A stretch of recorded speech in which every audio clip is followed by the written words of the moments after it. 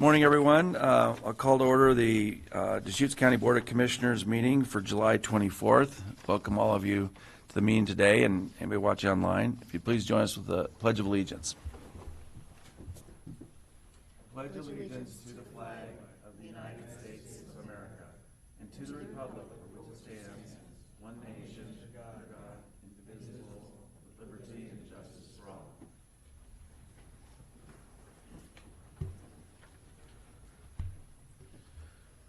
Okay, the first item on the agenda is citizen input.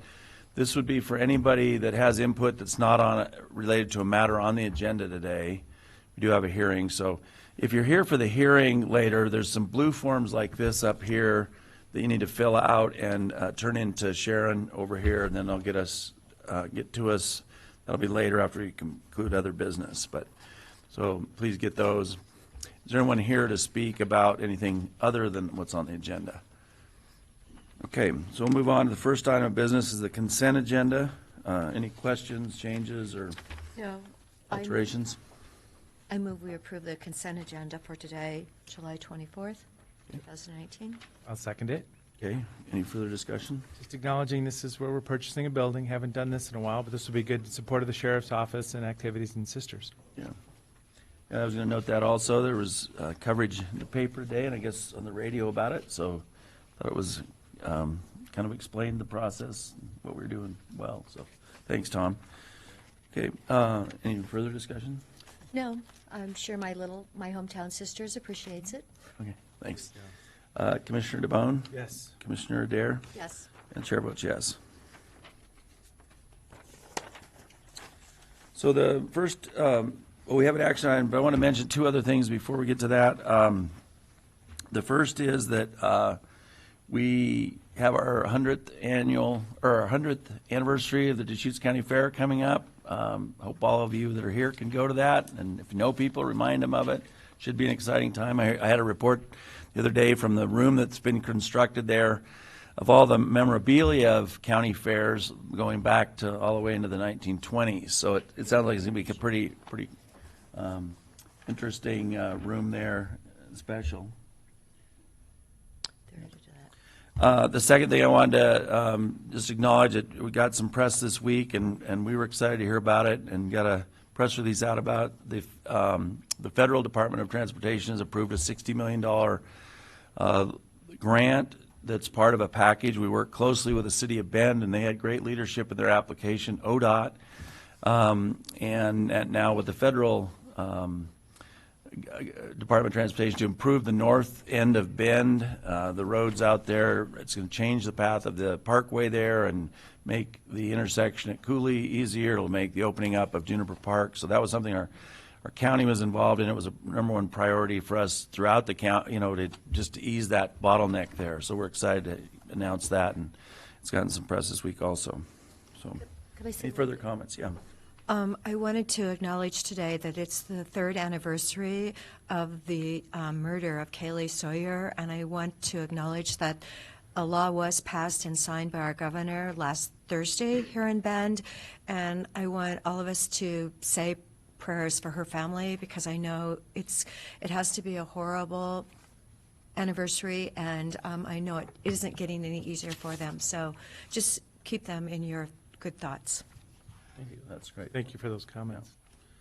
Okay, so the first item of business on the action item will be a reading of a proclamation recognizing the week of July 21st through the 27th, which is this week, as the Pretrial Probation and Parole Supervision Week. Good morning. Morning. Commissioners. Ken Hales for the Community Justice Department. For your consideration is a proclamation to proclaim July 21 through 27, 2019 as Deschutes County Pretrial Probation and Parole Supervision Week. In 1999, the American Probation and Parole Association began requesting state and local governments to proclaim 1 week each year as the Pretrial Probation, Parole, and Supervision Week.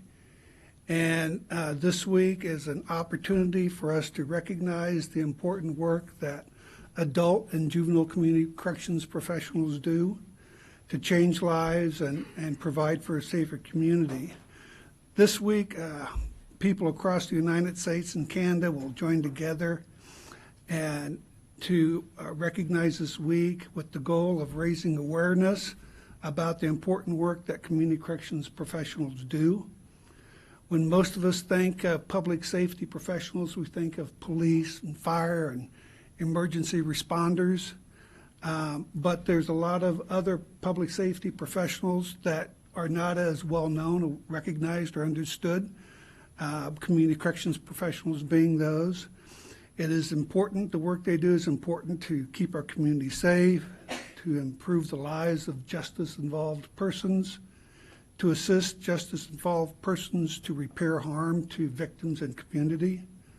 This proclamation is one way for us to recognize this effort, and we are fortunate, in my humble opinion, that we have very committed and very competent staff that perform these services.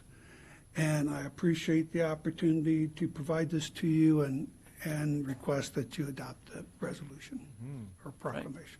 Good, thank you. Comments? So let's seek a motion to approve adoption of this and the reading of it today. So moved. And any further discussion? So thanks for joining us. Did you bring anyone with you from your department that'll? Oh, they're all working.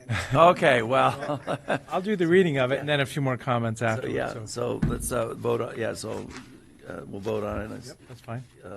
Commissioner DeBonne? Yes. Commissioner Dare? Yes. Chair votes yes, thanks. So this is the proclamation recognizing July 21st through the 27th, 2019 as pretrial probation and parole supervision week. Whereas community corrections is an essential part of the juvenile and community justice programs. Whereas community corrections professionals uphold the law with dignity while recognizing the right of the public to be safeguarded from criminal activity. Whereas community corrections professionals are responsible for supervising adult and juvenile offenders in the community. Whereas community corrections professionals are trained professionals who provide services and referrals for offenders. And whereas community corrections professionals work in partnership with community agencies and groups. Whereas community corrections professionals promote prevention, intervention, and advocacy. Whereas community corrections professionals provide services, support, and protection for victims. And whereas community corrections professionals advocate community and restorative justice. Whereas community corrections professionals are a true force for positive change in their communities. Therefore, be it resolved that Deschutes County Board of Commissioners hereby proclaim July 21st through the 27th, 2019 as pretrial, probation, and parole supervision week, and encourage all citizens to honor these community corrections professionals and to recognize their achievements. Thank you. So yeah, there's some great staff. So great staff that does this. When you don't hear from them, that's good because the court order and the jail, operations and the different folks that are being monitored and supervised, when it's going well, nobody hears about it. But there's a subset of folks out there that are being managed every day. So I want to thank the professionals and the staff that are providing those services here in Deschutes County. Thank you. And, yeah, go ahead, Tom. Commissioners, thank you. I just wanted to say also one of the coolest aspects of my job is, hearing from people who have gone through a whole range of county services, but particularly with respect to parole and probation, the letters that we sometimes get from former individuals who are part of that system, thanking their PO for turning them around, for making a difference in their life, or, one of the, just genuinely honest, sincere comments from people who have been through the system and come out the back end better for it. And I know that there's an incredible range of individuals who go through on both the juvenile and adult side, but to actually see the tangible benefit at the back end, they do much more than just check a box on a visit. They truly try to make a difference, for the benefit of the community, but also for the individuals in the process. So thank you to all of your staff on both sides. Thank you. Okay, the next order of business is J.W. Terry and Kathy Skidmore from Central Oregon Veterans Outreach. Want to apparently present a plaque, so why don't you join us up here at the table and just say your name for the record, and you can thank you for coming this morning. To have my name on the record. Well, it's the only, yeah. Hey, can you guys hear me? Yep. Usually pretty loud, so. We want to present this plaque because when the Bend Chamber let the parade go and Covo picked up the parade, the first group to step up and support us and give us a hand was the county commissioners, and we want to thank you for that. Great. And the other thing, this is a double. I didn't tell you it's two. We'd like to present this certificate of appreciation for being a key community partner and providing and continuing support for Covo's mission to provide life-saving support to homeless and at-risk veterans and non-veterans in Deschutes County's homeless community. So thank you guys Thank for you. all your support and the donuts too. Well, we'll probably come down and get a picture real quick. Comments? Yeah, so the Veterans Parade in November is a very special time. So I've done it in each one of the cities, but just seeing the different folks that have served over time, World War II and Vietnam and our recent, efforts, it's really special to get everybody together and thank them for their service. Thank you very much for taking on that parade here in Bend. It's a big operation, but we're very proud to be involved with that. Thank you. Thank you for your leadership. I don't know where Deschutes County would be without you, and I'm so glad that you and Kathy are there and making an incredible difference. So, Yeah, thanks, JW. I got to know JW a little bit when I was running for office in 2016, and then have known him since then, and we're hoping to work with him and some other people regarding a veterans housing project. We're doing some initial meetings that we'll talk about soon. The last Veterans Parade was really special for me. I had somebody that had a classic car who'd been a Navy person had also had let us ride in the parade with Commissioner Dare, and my neighbor who had been in the Vietnam era, who'd never been in the parade or anything, and really had talked about his experiences coming back and how poorly received so many veterans from that era were, rode with one of his friends, and it was the first time that those cheers had really come on about. My wife got excited, so she put got the Anchors Away song going. We heard that over and over as we went through, so that was an exciting time and really a good. I think it was beneficial to everyone that way. So thank you for keeping that up. Pleasure. Yep. Any words, Good. Kathy? What an opportunity. Just thank you for that. The Board of County Commissioners has supported our outreach program for a number of years in many ways, and we couldn't do what we do without this kind of community support. It's been a key part of meeting our mission. So we thank you for everything that you've done Thank you. in all the many ways to support our work. Thank you. We'll get a photo. Get a photo.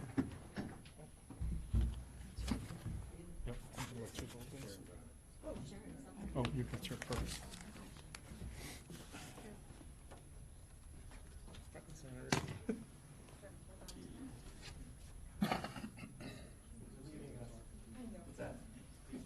No, he's coming out. Yeah. Kathy, you can come up. Come on. Yes. She's always trying to do that. Thank you.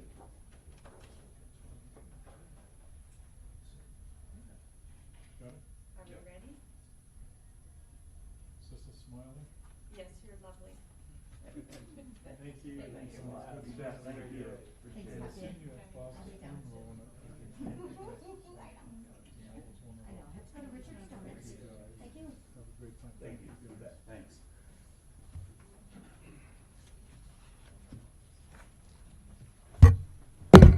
We're going back to work, let you guys go back to work.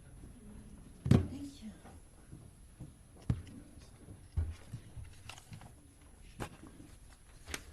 So kind of a nice, let's see, segue from that is we're going to have a presentation requesting support for the commissioning of the USS Oregon. Johnny Corbin, and I don't know if anyone's joining you. I guess you've got some exhibits and maybe a PowerPoint? All right. right behind you.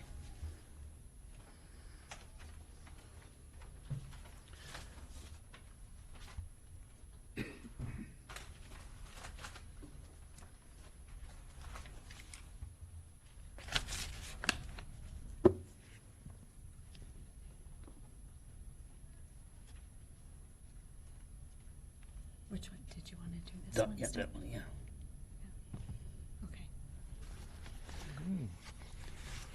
Okay. I want to thank you, commissioners, for having me today speak. My name is Johnny Corbin, and as you can see, I'm a member of the former member of the Submarine Force between 1967 and 1971. In 1969, I put the USS Aspro in commission, which is my plank that I have down there 50 years ago. And just recently, I had the honor to be able to be inducted into the Holland Club, which is for those who have been qualified in submarines for more than 50 years. A few weeks ago, I was asked to be on the commissioning committee for the USS Oregon. We have 3 sub bases in the state of Oregon. You know, we'll have a lot of water, but 3 sub bases. We have Central Oregon, which I'm the commander of, the Blueback base, which is in Portland, and the Rogue Umpqua base, which is in Southern Oregon. The reason for my presentation is that the Navy won't fund anything for commissioning parties or anything for the commissioning ceremonies. So I'll let you have the information that I have here. In the fall of 2020, the U.S. Navy will commission USS Oregon, SSN 793, the 20th submarine in the Virginia class and the second ship ever named the state of Oregon.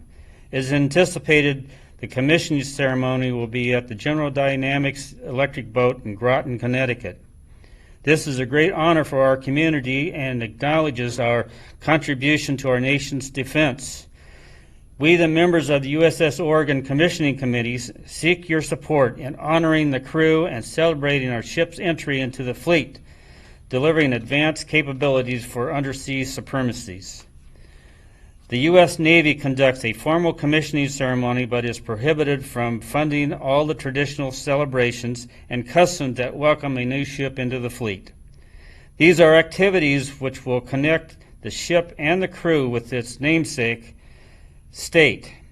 Therefore, our committee, supported by the Navy League of the United States Portland Council, a 501c3 organization, accepted responsibility to fund and host these memorial events for the ship, her crew, our state, and citizens. Our goal is to raise $200,000 to fully support events and bring the great ship into the fleet. We are seeking donors to provide tax-deductible contributions towards creating an unforgettable experience for those who serve aboard the USS Oregon, as well as their families and our citizens. Your participation in these events will honor the ship, her officers, and crew, and will help us establish a lifetime relationship between the USS Oregon sailors and the citizens of the state of Oregon. Join us in holding superior commissioning events that will celebrate the ships, perpetuate the memory and illustrious predecessor, and command our great state. So as you can see, the USS Oregon is not funded by the Navy, and I was asked to be on the committee. There is where is it here? The ship does have a challenge coin, which I'll share with the commissioners. And the challenge coin has been very well thought out on what everything means on it. And I'd like to read that if I can find my paper here.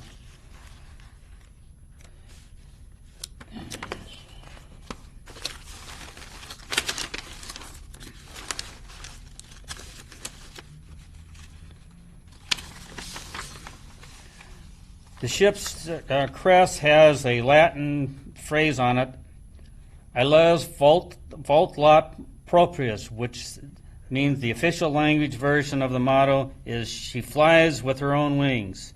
This is the state motto of Oregon. It's got a couple salmons on it.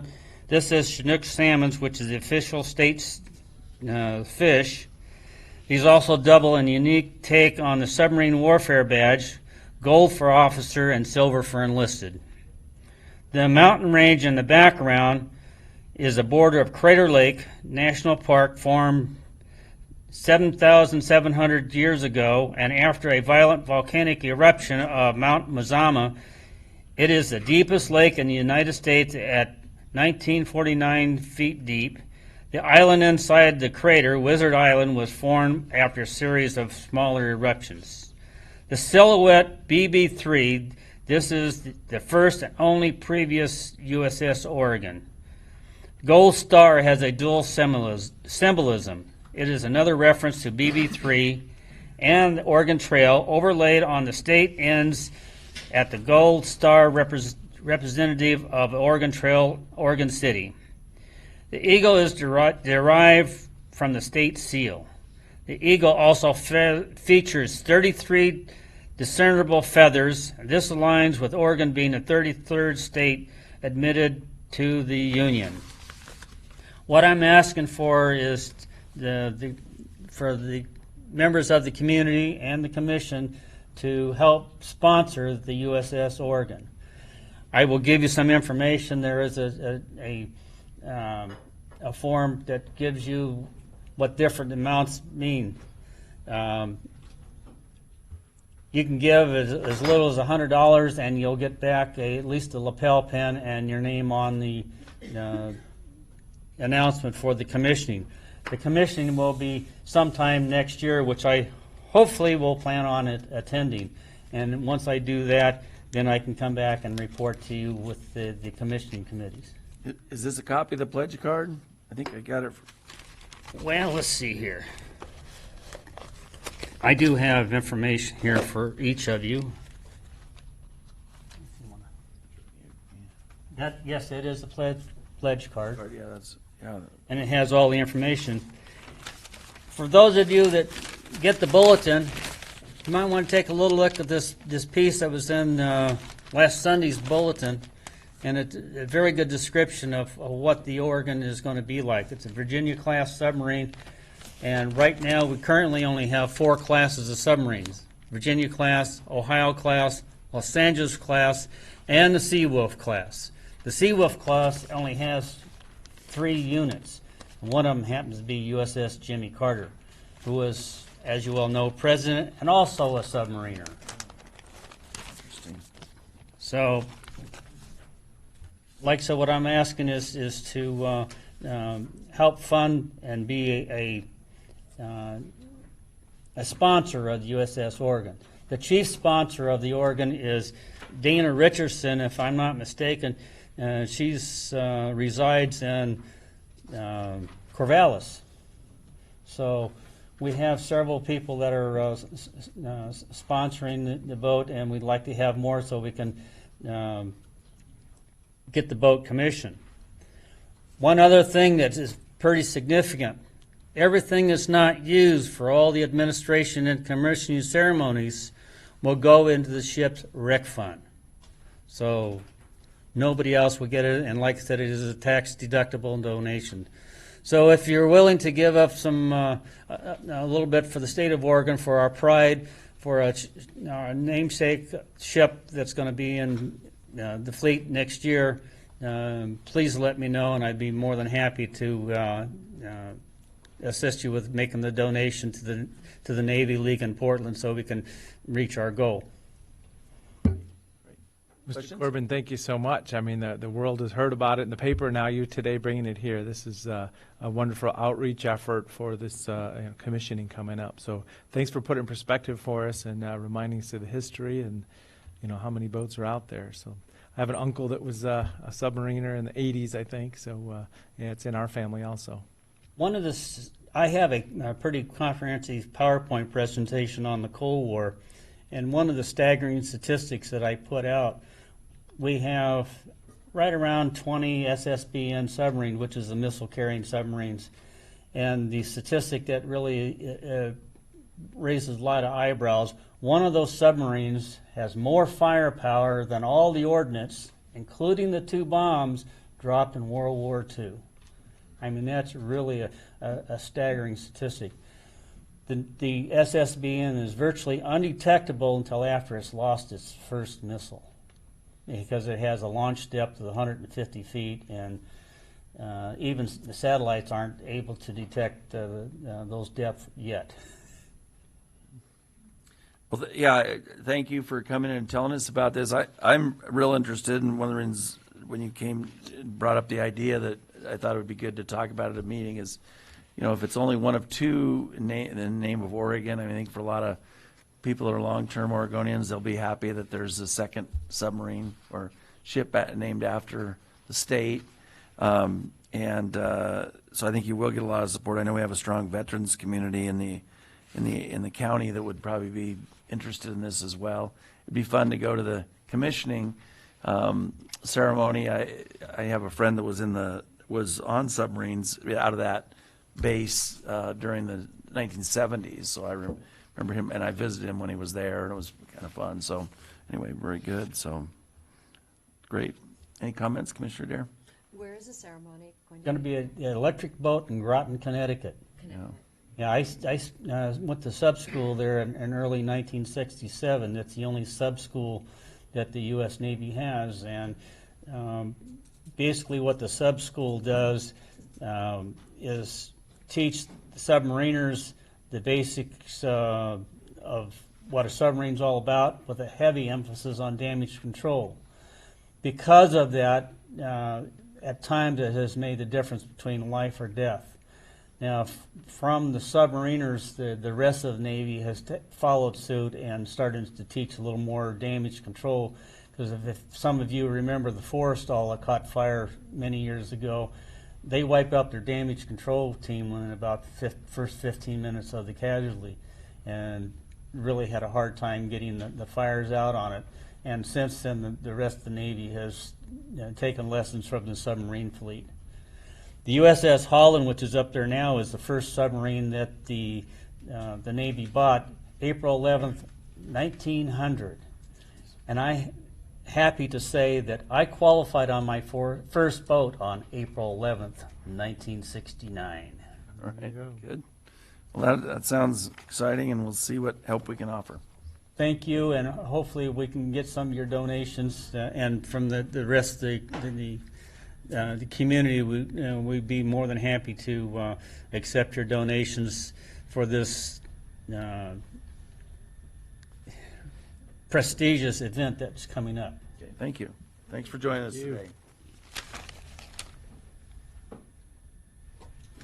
Our next item on the agenda is an annual update from Housing Works. You can join us, and thanks for coming today. And if anybody's here for the hearing later, there's some blue forms like this up here on the table. If you fill those out and give them to Sharon over here, we'll be able to call you when we get to that item on the agenda. Thank you, Commissioners, for allowing us to speak. My name is David Brand. I'm the Executive Director of Housing Works, and I have Wayne Purcell, who is one of our Deschutes County Board members. I do have a PowerPoint for you. I do. Oh, do you need I have a thumb drive if that helps. Magic happens here, yeah. Sure.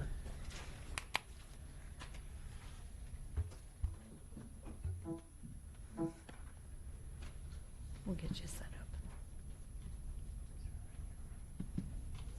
Which one? Okay, this one. Okay. There you go. Just to there. So this is a nice picture of our offices in downtown Redmond. So who we're officially known as Central Oregon Regional Housing Authority, CORA. We rebranded ourselves in 2006 to Housing Works because it has a nicer sound and also really better depicts what we do. We are a public corporation, public agency. We were established in 1977 by Deschutes and Jefferson counties, and then Crook County joined us in 2001. We're one of the largest landlords in Central Oregon, and a lot of people don't know that.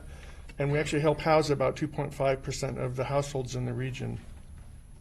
Our mission is fostering dignity through housing, so we're actually more about people than houses and buildings. And we have a mission-driven local leadership, so our board is appointed 3 members from each of our counties, appointed by the Board of Commissioners, so you appointed our 3 from Deschutes County. And we have 1 resident commissioner who currently is from Redmond. We serve, again, the 3 counties, Jefferson, Crook, and Deschutes, which rapidly approaching about 250,000 population. And we're guided by 4 concepts. We create housing opportunities for the residents of the region, and then we connect our residents and clients with resources that help them thrive. And we jealously guard the quality of our assets so that we can preserve them in perpetuity. And we also advocate strongly for affordable housing throughout the state and the region. We have 4 core programs. The largest is a housing choice voucher program, which serves over 1,200 residents. We've developed and own over 1,000 units of our own housing. We have our wholly owned property management company that manages all our units. And we also have a nonprofit that we formed that provides services to all of our residents and our voucher holders. Art, can I ask a Yes. question on that last slide? Are the vouchers similar or the same people as the real estate development people? Or, I mean, there's 1,000 or 1,400 to 1 or 1,200 to 1 and 1,000, or are they all separate? They're separate, although we do have some vouchers in some of our buildings, but typically they're separate. We also collaborate with region-wide more than 50 partners, service partners. This is just a small list of some of the ones that we use in Deschutes County. Mosaic Medical, Capital Dental, Ben Park and Rec, Thrive Central Oregon, Saving Grace, literally, like I say, there are 50 of them, and they're involved in virtually every project that we do. So we also, like I said, we invest in our families through Families Forward. Since 1996, we've actually graduated about more than 150 of our residents through this program, and the program is designed to get folks off assistance. So, you know, that they're no longer taking a housing voucher in one of our units, but they maybe have bought a house through our program or have gotten education or otherwise met their development goals.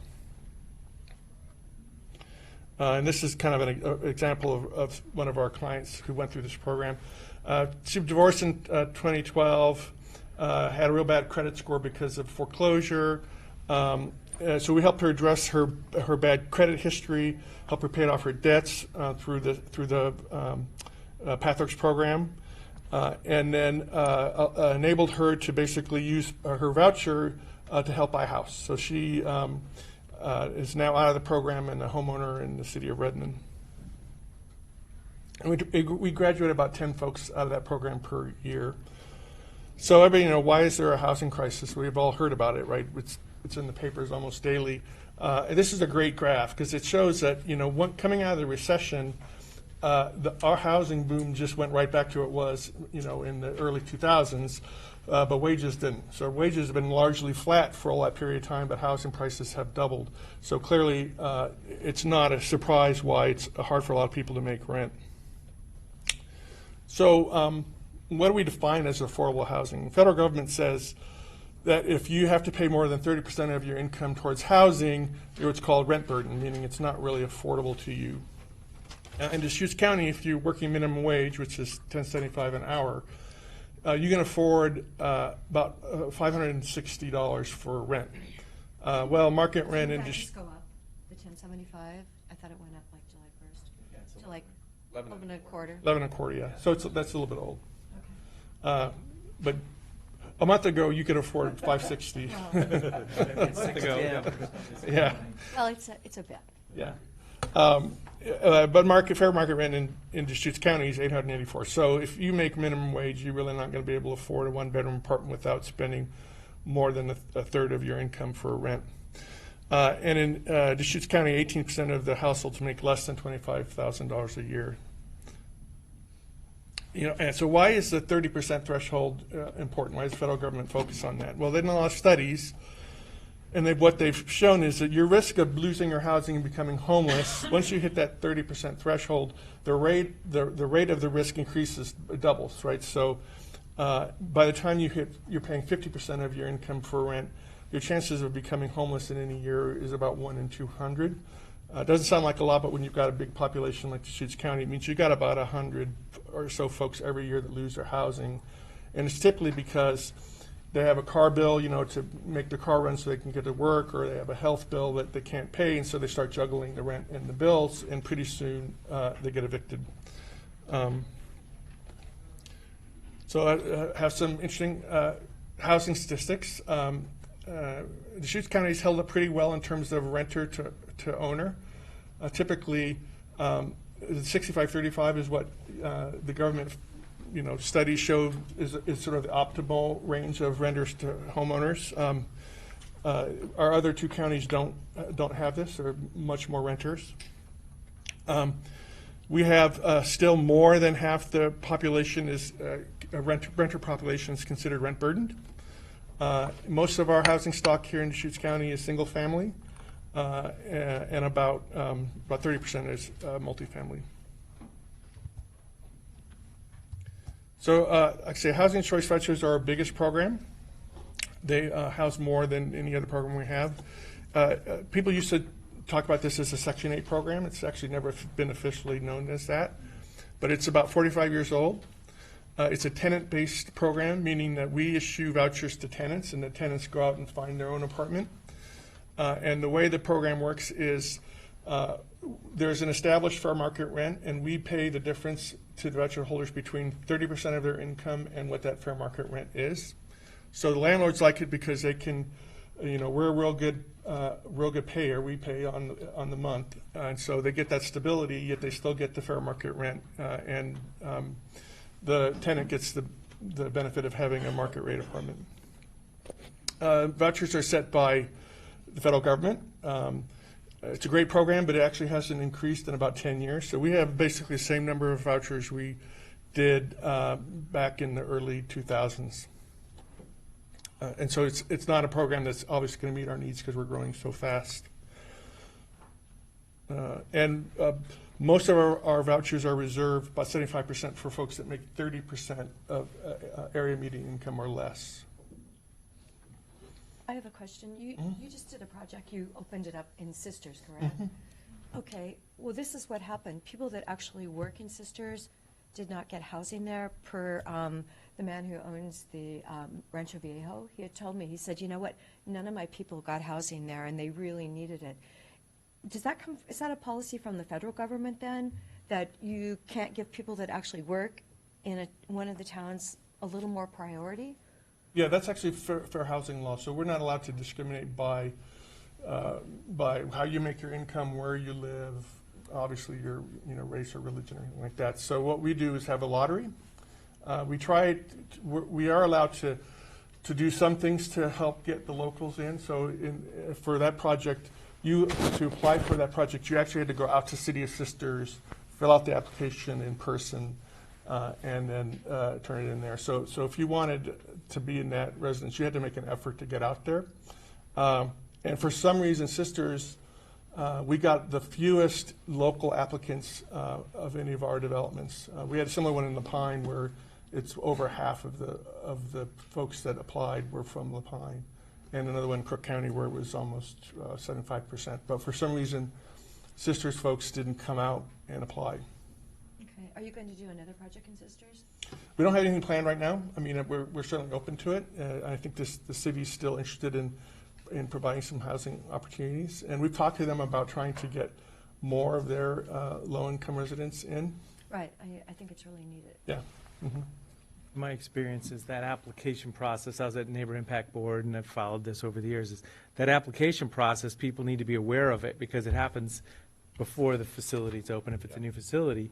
And there's a crowd that kind of knows where to be and watching the next facility. So there just wasn't experience in the City of Sisters for the timing, I guess, possible. Yeah, and we made a point of getting articles in the Nugget, and we really we heard from the sister community that they have folks working in those retail businesses that need affordable housing.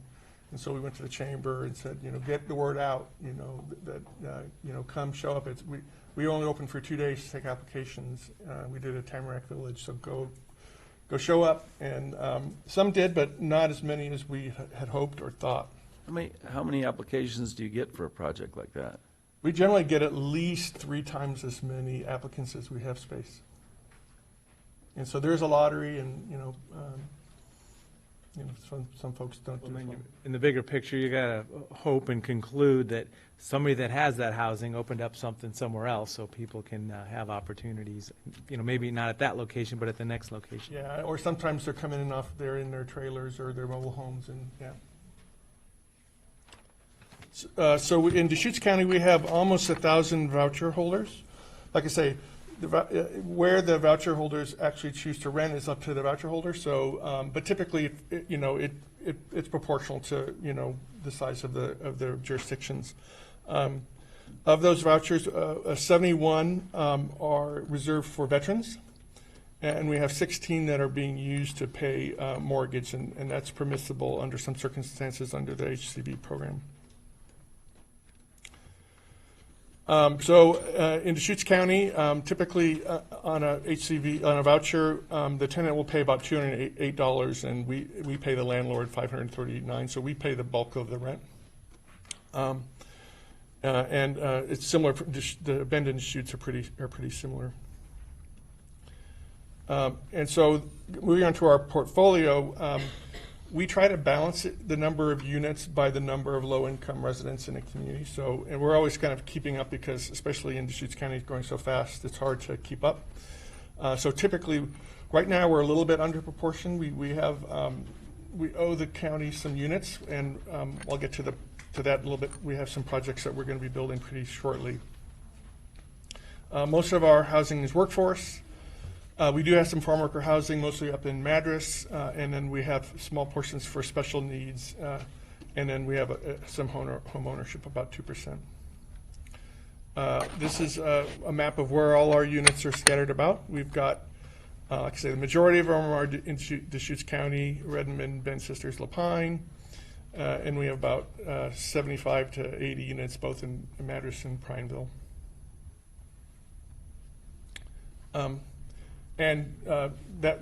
Going back, this is a little bit out of date, so we have 71 units that we'll be building in Bend, hopefully even around in 2020, and we've got 67 that will be under construction probably in October in Redmond, and another 23 in Madras. So we've got about 175 that are in the pipeline right now. So what does it take?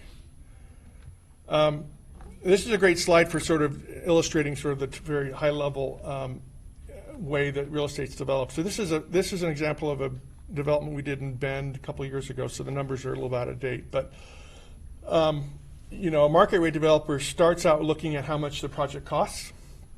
In this case, it costs $11.6 million, broken down by soft costs, hard costs, and land. And the developer knows that they can get a mortgage for 75% of that cost, and they have to come up with equity for the other 25%. And the mortgage, of course, has a payment, and the rents are generally established by, at a minimum, how much the debt service is. So in this case, the mortgage generates necessary rents of about $1,250 to $1,600, which is not going to be affordable to low-income tenants. So we go exactly the opposite. We look at what the rents have to be to serve our clients. Obviously, they're quite a bit less. Unfortunately, those rents will only generate a mortgage that covers about 38% of the cost. We really can't get any equity because there's no return. And so we have a gap. In this case, it was a substantial gap, about $7.2 million. So how do we actually make that gap go away? We look at government subsidies and cost reductions. By far the largest source of subsidy for affordable housing in the United States is the federal low-income housing tax credit. And it's designed to replace that equity. So instead of an investor getting a return based on a rental stream, the investor gets a direct credit against income from other development of projects or passive income. It's a great program.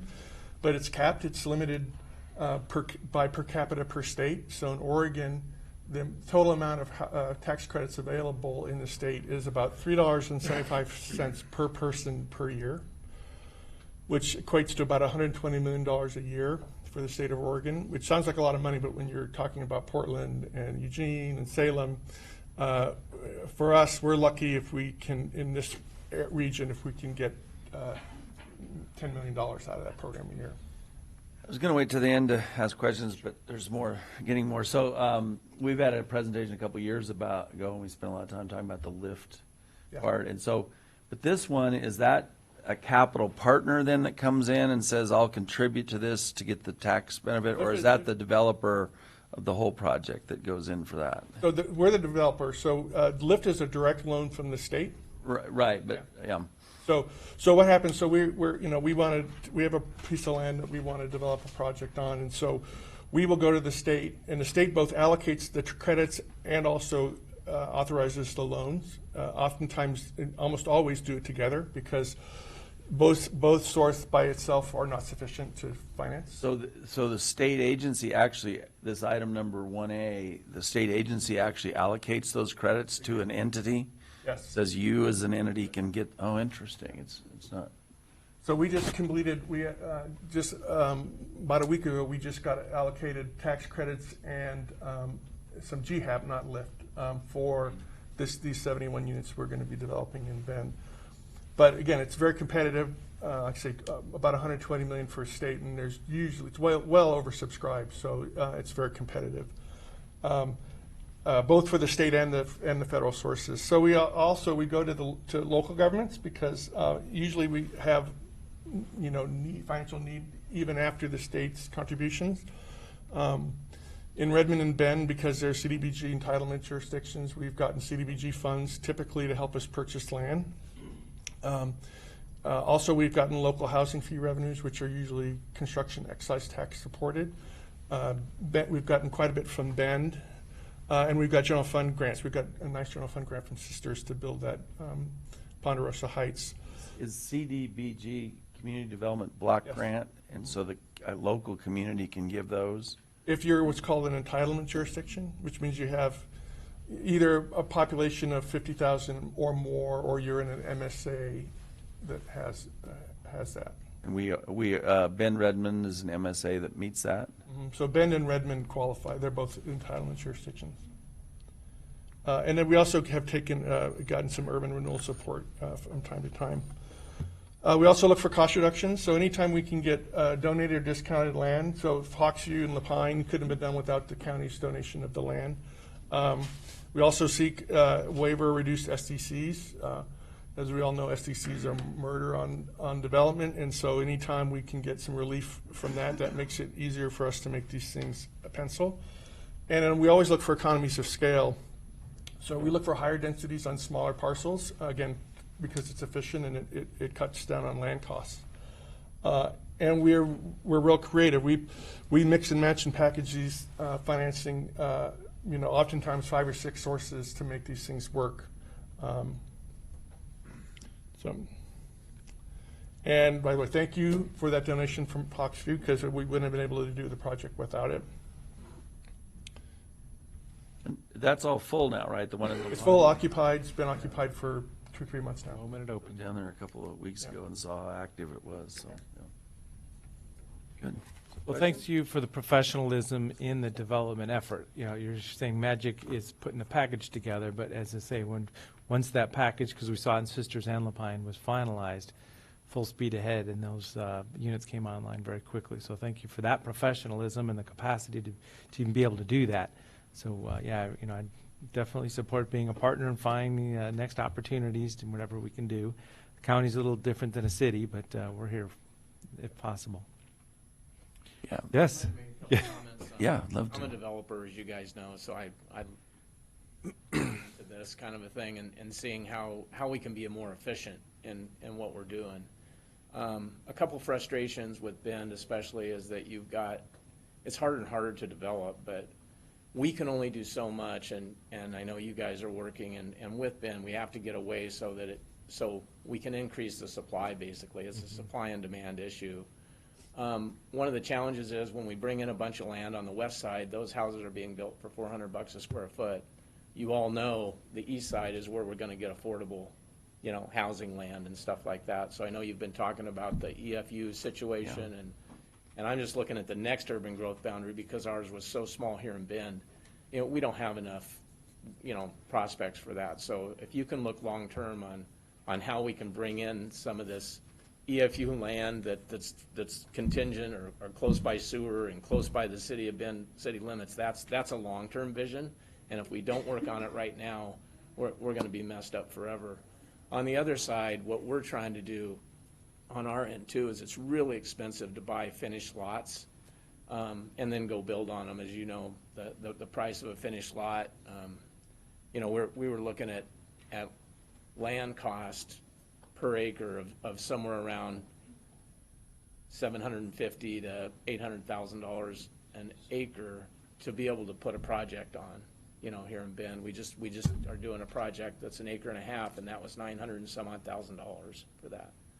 That's a ton of money. So in our vision, we're looking long-term, if we can take some of the funds that we have long-term and maybe look at getting some cheaper land outside that's maybe not actually developed yet, and maybe doing part of that ourselves, then we can be a lot more efficient and you know, go in and buy land for $80,000 an acre as opposed to buying it for $900,000 an acre, you know, and with the improvement cost and stuff, it's just not gonna be that great.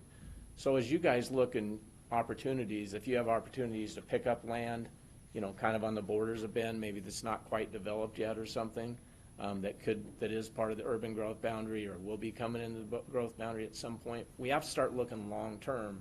We're now just going in and doing it, boom, boom, oh, okay, we got money, we got funding, let's go in and do this. And as a board, we're trying to think bigger terms, but we need kind of support from you folks to kind of help us with that vision, if that makes sense. Great. You know, I do want to give kudos to the organization. You know, I became part of it, and, you know, this whole voucher program thing, and I will just tell you that, you know, for me, I had a friend that I went to high school with. I still have a friend I went to high school with. He worked for us for several years. He was mentally slow, you know, still lived on his own, was still able to work, but not anybody that was going to function at a super high level. Then ended up getting cancer, so he couldn't work as much. Went through chemo, now can kind of work part-time. To me, that's the guy we need to help out, you know what I mean? He can't survive on his own. He lived with his mom in a trailer park. She passed away. And as we know, we hear trailer parks are closing up. So that's kind of where I'd say the focus is with it. David mentioned about transitioning, helping people there. There's always going to be that segment of people that don't have the same skill sets as other people do. And I think that's really where we're trying to target. They're never going to probably be able to make the income they need to really be able to afford housing in Central Oregon, honestly. Yeah, good, good. You know, we did hear, though, from law enforcement that they were having problems at the Housing Works new facility and Sisters. They were having to go there every day. And I realize you're telling me that, you know, you take people and it's a lottery, et cetera, but that's another side of it that I have heard from several sources. So I would feel remiss if I didn't mention that today. That Totally legitimate, and one of the things that is done that, you know, because for me, I'm not going to be part of an organization I don't believe in. And one of the things David do and the crew do is they kick people out if they're a problem. They hold them to the same standards. You don't get to live there just because you're a low-income person. You have to meet a certain standard by being there, type of thing. And so they do, right, Dave? I mean, you know, and obviously, you know, to evict people, it's not super easy nowadays, you know, kind of a thing, but they're held to the same standards. And not only that, but there's also services that are brought in to help people do better with their financing and do different things with kids and stuff like that. On your comment, too, I asked the same exact question about why aren't we prioritizing people? Because to me, it's stupid to have somebody from Bend live in Sisters and then drive to Bend to work. And I got the same, you know, it's common sense doesn't always play when you're doing stuff like this. okay, well, it would have helped the City of Sisters. No, Yeah. it's totally makes total logic and total sense. And I asked I think it must have been the first week or two I was on there, and I asked the same exact question and said, is there a way to prioritize people if we're building in Sisters, can't we prioritize I mean, Sisters? can't you even And do it's a- like it's a- 10% or it's- something? I know, exactly. Local workforce, yeah. you know, That's a so lot. they know they can actually get to work. if the But weather's one bad. of the things that also too is part of the board's philosophy is to keep the units up. And the goal, and I think if you go look at the place in Sisters, you'll see it doesn't look like a Oh, it's a beautiful. very low really- income, place. And so part of the theory is to, if you have a decent looking place, and they're still built affordably, and you keep it good and in good condition, then people are gonna wanna be there, and you're gonna attract good people, and good people around good people. They wanna live in a good environment, just like all of us do. Yes, I appreciate your comment, and, yeah, they get kicked out. okay. Well- Well, I'd heard it from a couple different sources, so I felt like.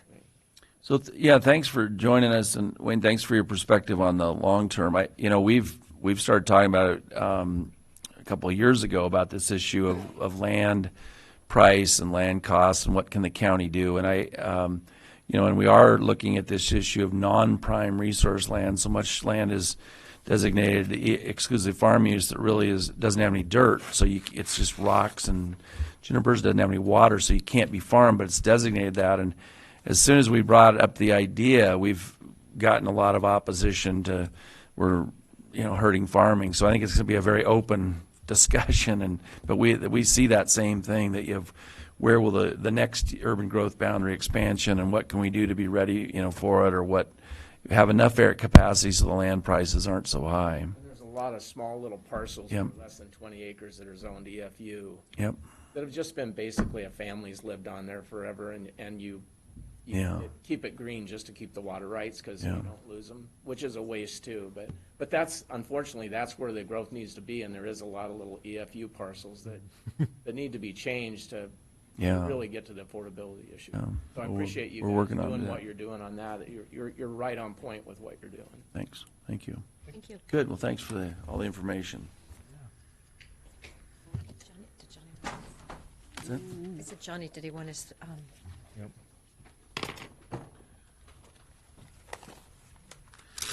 I'm not going to go to the meeting at 11:30 because we're just going to get this thing started. Okay. I was thinking we'd be, Yeah. Well, we're right at 11, right on schedule, I think. So the next line item on the action agenda is the consideration of chair signature document number 2019-509, a notice of intent to award contract for the paving of Ward Road and local streets project to Seven Peaks Paving. Good morning, everyone. Cody Smith, Deschutes County Road Department. The Road Department solicited for bids for the paving of Ward Road and local streets project. The project scope of work includes paving and full-depth reclamation of Ward Road between Highway 20 and Stevens Road. It's a section of road where we've experienced quite a bit of transverse cracking due to frost heave and temperature swings. In addition to that, it also includes some paving on some local streets adjacent to Ward Road, specifically Dobbin Road and Old Red Road, and several short stub streets that come off of those roads. 3 bids were received for the project. Before you this morning is a notice of intent to award the contract to the low bidder, who is Seven Peaks Paving LLC, in the amount of $696,691.50. Issuance of the notice of intent to award will start a 1-week protest period for interested parties to protest award of the contract, and if no protests are received during that 1-week period, then the contract will be awarded administratively. so I see this is a full-depth reclamation, so it'll be a new road after this process. Yeah, so full-depth reclamation, what that means is prior to paving Ward Road, we actually take a big tiller on that road, till up the existing asphalt pavement and turn it into a new road base, mixing it with the existing road base, and then pave over the top of that. Great. Okay. Any other questions or? no, it is wonderful to note that the 3 bids were from Deschutes County businesses, so that was good to see. Sometimes we get bids and none of them are from Oregon even, so that was, great. And quite a bit of a spread on them, so. There was, yeah. And below engineer's estimate. So yeah, a lot of positives about this project. I'll move support, chair signature, document number 2019-509. And I'll second it. Any further discussion? Commissioner DeBonne? Yes. Commissioner Dare? Yes. The chair votes yes. Thanks. Thank you, Cody. Our next item on the agenda is the Wildlife Hazard Zone Working Group. We have a presentation from CDD on that. Good morning, Commissioners. Nick Lelak, Deschutes County Community Development Director, and I don't know if others are going to join me, Ed Keith or Chris Grossi or Zechariah. Keith is here. May just be me. Okay, good. Is that here? Oh, he's walking in now. Good. So others may join me. We have a memorandum in your packet. A couple of weeks ago, the Board of Commissioners directed staff to propose a committee to address wildfire standards, and there are 4 different components to a committee. The memorandum asks 4 questions. Addressing the type of the committee, whether it's more of a formal, a board-appointed committee or an informal staff-appointed committee. It is not a decision-making group. It's a recommending body, so the board does have flexibility. And if the board has questions about the nuances, I can answer some of those as well as county counsel. The next question is the purpose of the committee. We proposed that the committee address the development, the creation of alternatives for the board's consideration for wildfire hazard maps and zones, consideration of the new R327 Oregon Residential Specialty Code, building standards as well as land use standards, any other standards the board would, or any other issues the board would like the committee to consider. Draft of a composition of the committee, 7 to 12 members, and we outline what that could look like, and then a conceptual schedule. So there are 4 issues presented in the memorandum. We're happy to go through those one by one if you prefer, or if there's an order you would like to discuss these items. I think going through it the way you've set it out is pretty good. You know, to start out with, is it a board committee or a department committee? Then who's on it, and then the schedule. Well, purpose, I guess, is second. So. Great. So we'll start with the first issue is who would appoint the committee, if it would be the Board of County Commissioners or if it would be a staff, effectively a community development director appointment on the committee. The real difference is if it's a board official committee, there will be an application process, a board review process, and an appointment process. Then they will then be held to all public meeting laws requirements. Which there are many, and we can either answer those questions or not. If it's a community development director, it's more of an ad hoc, informal committee. We would still post the notices, we would create the website, we would make the meetings open and available to the public, as well as all the documents before the public, as well as meeting summaries. There's just a formality. There's some legal differences in whether it's a board appointment or a department appointment. And so we just present both options. We don't have a recommendation, but whatever the board prefers. So I'll go first. You know, I don't have, I see the simplicity of doing it through as a CDD appointment. That said, you know, I think we're interested in weighing in on this committee and who's on it and what they're doing, because a lot of these things come to us as the decision-making comes, they're related to a variety of things we're involved in. So, you know, so this is the proposed mapping of the county that we might apply a building code to. And we've had a lot of meetings and involvement on what the new building code at the state, the option is. We have a lot of reporting on all the other parts of the county, so we have a lot of knowledge. So we want to be involved in shaping what it does. We don't want a committee that just goes off and does something separate without. And when I don't know, how was the Solid Waste Advisory Committee? Was that a board committee or was that a department committee? I believe the board was involved in the selection of the members of that committee. But I wonder if did we follow public meeting law and all that with all the things he's saying we'd have to. That one's in county code. Yeah, you have to follow that regardless of whether the board appoints it or Nick appoints it. There'll be public notice, public will have a right to attend, there'll be minutes maintained, because this body will ultimately be making a recommendation on public policy to the county commissioners. So that definitely puts it under the umbrella. So that shouldn't be a factor in how you want to go about the appointments. The rules are going to be the same in terms of how that committee functions.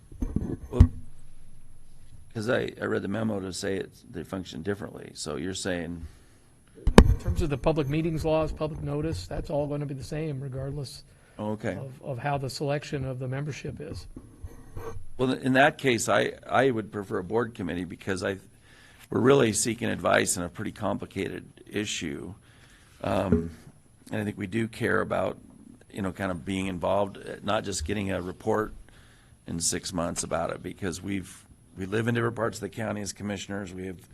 We hear from lots of different agencies and groups about the issues in there, and this is it's a tricky kind of code, building code overlay on a fire zone, on all sorts of things, and so I guess that'd be my preference.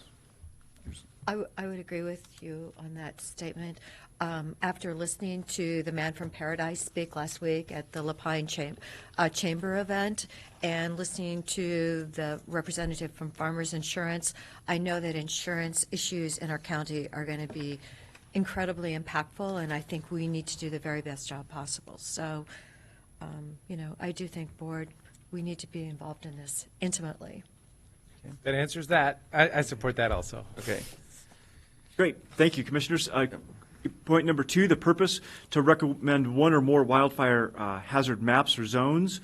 And then that would be the first part of the recommendation. And then the other 2 recommendations to recommend whether to apply R327 and or land use standards based on the map. So there could be various standards based on the map and the result of the map. So, and then if there's any other purpose for the board, because there's of course wildfire and addressing wildfire is a very, very significant issue, and there's a lot of issues. But we've just suggested that these be the 3 key primary purposes: is the maps, building standards, and land use standards. So the second question is the purpose. A third, or I guess it'd be a fourth point that I think would be valuable to look at is when maybe it has to do with it not just recommending, but analyzing how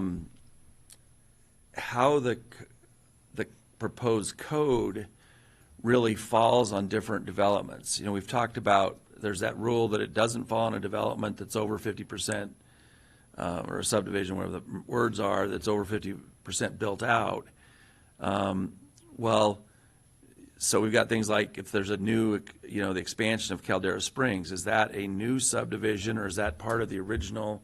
And so does it go with those? I mean, it's hard to understand how that code would be applied, and that's true of other places, just subdivisions or areas. I mean, what constitutes, because that's the exception to these codes, which, those communities may care about, that, well, if half the houses in there are already built to this standard, should the new ones be built to a new standard? Will it make a difference? Or, and then the other part is how much of what are the areas that don't have subdivisions that are really just one-off housing? How do they fall into this code? So there's kind of an analysis, not just the recommendations, but I think looking at the analysis of that problem and the overlay of that code is going to be important. So just a thought on that. So other purposes, and I suppose we could give further direction on purposes as it goes too, but. I'm seeing a lot of kind of overlap with the philosophy. I'm going to get to Project Wildfire here, basically. We have this long-term committee of folks that are very engaged in our local defensible space, fuel reduction efforts, and, just education dissemination. So I don't know, we're talking about very specific land use decisions and the wildfire map and the building codes. But as I say, this all really is in the domain of that Project Wildfire the space that we think of each month when we get together and the efforts that go on there. So I'm not giving specific direction to it, but I'm just acknowledging that we do this. We've been doing it for 20 years. The outcome of this effort is going to be those choices about the specific maps, specific boundaries, and some development choices. So I'm just seeing a lot of overlap here. I don't know. That doesn't add a bullet point specifically. One suggestion I had actually was the membership be revised a little bit, and it would, instead of just the one homeowner representative, I was going to suggest 2 to 3 homeowner representatives or Project Wildfire members, because it's a special group that's thought a lot about territory and fire prevention in their areas. So I think that being a category would be a way we kind of meet what you're talking about. And the other I thought is maybe on the membership, maybe just do 2 to 3 representatives of the categories that you have 2 to 3 on. 2 to 4, you mean? I mean, we have 2 to 4, yeah, move it to 2 to 3. Those are my thoughts on the membership. But So I guess a bullet point would, for the purpose, would be maybe before the first bullet point is really just defining, and this would be the job to get the committee up to speed, but publishing the decisions that are, for the community also. Because I've sat in the meetings a few times and where we get kind of real focused on the map and what does it really mean, but we got to get back, okay, what are we trying to decide here? What are we, what's the decision that we're trying to make? So maybe a bullet point before the other ones, just defining, for publishing, as in even bring it back to the commission for a work session, just so we're all on the same page. Definitely bringing it back Yeah. will be important. So maybe that's, It's- the key. I think it's fascinating how the numbers are and what you do with the numbers. If you average up, if you go 6, 5, and you go up to 7, and what does that do to the homeowners in that area? So this is going to be extremely impactful. So kind of analyzing it before you dive into the maps for that group too, which is exactly what's happened to us. And then you have to realize too, we have that the area of the county that it does not have any fire protection. And so, what happens to them when we're doing all this analysis? yeah. Great. And I see everything that the commission is discussing, we've anticipated, we've contemplated being included as part of the purposes of this of the committee. Since we have a fairly large audience today that probably doesn't know exactly what we're talking about, the state of Oregon has adopted a new fire building code that can be that has specific building requirements that change what you can do on a house. It doesn't allow certain building practices that have been used in the past regarding ventilation, siding, certain limits on decks. And counties have the option of adopting that code, but it changes things, and it may change both from the building standpoint, it may affect costs, and it may result in houses that are not really what people typically are building right now. And so that's what we're looking at, and it's all connected to this whatever fire maps we adopt, because our whole county fits as a fire hazard zone if we go on certain measurements. So that's a little background on what we're discussing and how we're going to evaluate this. So good on any other comments on the purpose or membership? I mean, The membership, definitely, I think more HOA people should be involved. do you agree with the idea of it being Project Wildfire? Oh, definitely, because they have been living and breathing this, so. And then insurance representative, I'd say at least one instead of just one specifically, because insurance is the key to this whole thing. You hear about the stories. So what if somebody doesn't get an insurance opportunity, be able to get insurance, or they're denied, or their bill goes way up.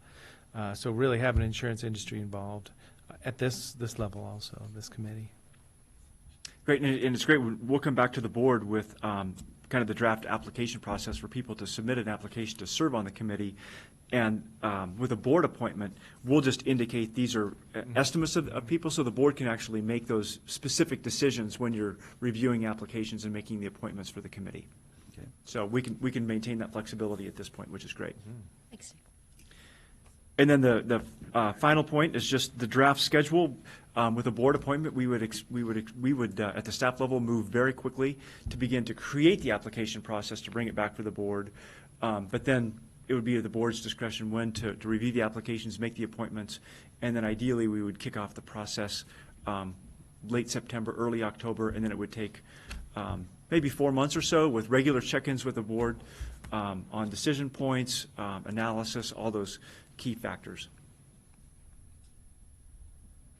And so if the schedule looks, if the schedule generally works, then I think we have the direction that we're seeking from the board this morning, and that's very helpful. Any other comments on the schedule? No, that seems, I know you're going to have to push it back just a touch, but that seems to make sense, that we should be able to put this together. The fact that you have one looks good. So it looks, and there's quite a bit of work to do, so the December, deadline looks good as a goal for all that's involved. Okay. Ed, any questions or thoughts? Nope. No, I think that's provided the direction we were looking for in regards to the committee. Okay. Yeah. Zachariah, any questions or? For the feedback, and we'll get busy on creating the application process and come back to you. Good, okay. Thanks a lot. Thanks. Yep. Ed, before you go, we're going to talk about the Project Wildfire question a little bit. So, Commissioner DeBonne, we're going to, I met with Tom and Ed yesterday about, we were talking about the questions to ask the Project Wildfire. And I thought what we'd asked Ed to do, or the committee to look at, is whether we should move from the contracted person, should we be thinking about that, to an employee or new structure, as we get more serious, have so many serious involvements, and we should be just looking at that question. But Ed had said that your memo had your response to his suggestion, that those had been crossed out, and so I was wondering if we could clarify that, because Yeah, well, that's good. mixed. So I think I was going down that same path, and what I had basically pulled back from is saying, should we hire a full-time employee? Because I'd rather have that come out of the process instead of being the question to go into the process. That's really where I was coming from. Can we expand? Should we be doing more? What does it mean to take Project Wildfire to the next level? And instead of asking the question, should we get a full-time employee, it's more of what can we be doing to do take it to the next level. So that's all. That was my concept. So what about as a compromise? Why don't we do both? Why don't we say, should we do more, and then can we keep doing it as with a contract employee now that we've taken complete payment and jurisdiction over it, or should we be looking at staffing or whatever? Is that, Yeah, would that be all right with you? it's just or- kind of the eccentricities, whatever I was trying to say, the eccentric choices about how we would proceed there. And yeah, I think we're going down the same direction. What's your thought, Commissioner Dare? We had this discussion last Wednesday about what we're asking Project Wildfire, the steering committee, which, we talked about was fairly large, and Right. are we getting enough done given the requests of things we're being asked to do and the pressure from It's a- pending fire, risk of fire? Right, I know. Okay, so we're July 24th. So far, summer's gone okay, but can we do more? And what's the most opportune way to do more? And Ed, what did you, you're the man, you're our forester, so do you think expanding with our contracted employee is really the most successful way to accomplish Well, safety that's here? the question. Yeah, does it come from Ed? Is he? No, well, You don't no, think so? he's gonna, we're being asked to direct what Ed does with the steering committee. Right. So, Well, I'm just saying, has it been working so far? Do we need to do more? I think there's lots of opportunities to do more, whether that's with the way that we staff the effort or whether it's other things. And so I just wanted to be clear, are we asking some specific questions about staffing and how we're supporting this effort, or are we just more broadly asking a question? And I wanted to be clear on that before we go and get that input as to, we're thinking about staffing this differently. What are, how can we add to that? Or are we more broadly just asking what are other opportunities outside of staffing or both? I just wanted to be that, clear and that on was my thought. is what the exact that's an input outcome. we're looking for, so that when I come back, it's the actual input that Mm-hmm. I've asked the right well, questions. and for. so my view was we should be asking the question because we're in this process where we do a contract for 6 months, then we're asked to do another year contract, and the question is, should we keep doing the contract just like it's always been done? Or should we if we do decide we need to do more, should we be looking at an employee, and what would that do? And I'm not saying we should necessarily have an employee, I'm just the question, it doesn't seem like it's a temporary thing, and we don't have very many jobs that the county has a permanent obligation to do that we have always an outside employee contracted. Medical examiner is one of the few I can think of right off the top, but so. But isn't this one of the most important things that we should be doing as county commissioners? Yeah. So what is the best way to do it then? Is it have someone that's an employee? Are they going to meet their goals? Are we going to know they're meeting their goals? So, yeah, well, I'm in favor of looking at, having them look at that question. Right. So I guess that's, the issue came up yesterday was that in giving direction to Ed, it looked like we had different Commissioner DeBonne and I had different approaches, and so I'm asking you, do you want that committee to look at that question? Of course. You know, I would think perhaps an employee would bring more to that position. You know, if we're just going to continue on every 3 months extending this contract, if it's the right person. I think the most valuable thing is, reduce fuel and private properties and defensible space and wildland-urban interface fuel reduction efforts. So, as I say, I see it as in, if that work gets done, having an FTE is the byproduct of it. So the goal sounds like it's the same. Well, but we're never going to have an FTE unless we ask the steering committee, or either we decide to have an FTE, which we could do, or we ask the steering committee, do they think that would make it more effective, or look at that question. What more could we be doing? What aren't we doing now? Would it give any kind of continuity to the decisions and things? So I don't think we've cleared up. I know exactly. I'm thinking. So are you all right with that question being asked, or of the steering committee, that they Right. look at Well, that? steering I think Commissioner Adair is saying to go ahead now, do both. Does that sound? I just want to bring back the most, valuable information to inform, the path forward, and part of that is asking the right questions of a group of people. So, I'm happy to ask whichever questions you think are going to inform you the best. Well, so clarity could be taking Project Wildfire and the community efforts for fuel reduction to the next level. And, would a full-time staff person of Deschutes County add value to that effort? Okay. I think that's. I like that. Yeah, so, because that is asking Are you both okay with- questions. with that too? That's perfect. Good. I Yeah, mean, so it's we're really the- both questions. We're the fiscally responsible decision makers, and a lot of people are going to say, heck yeah, more people is going to be better, but yeah.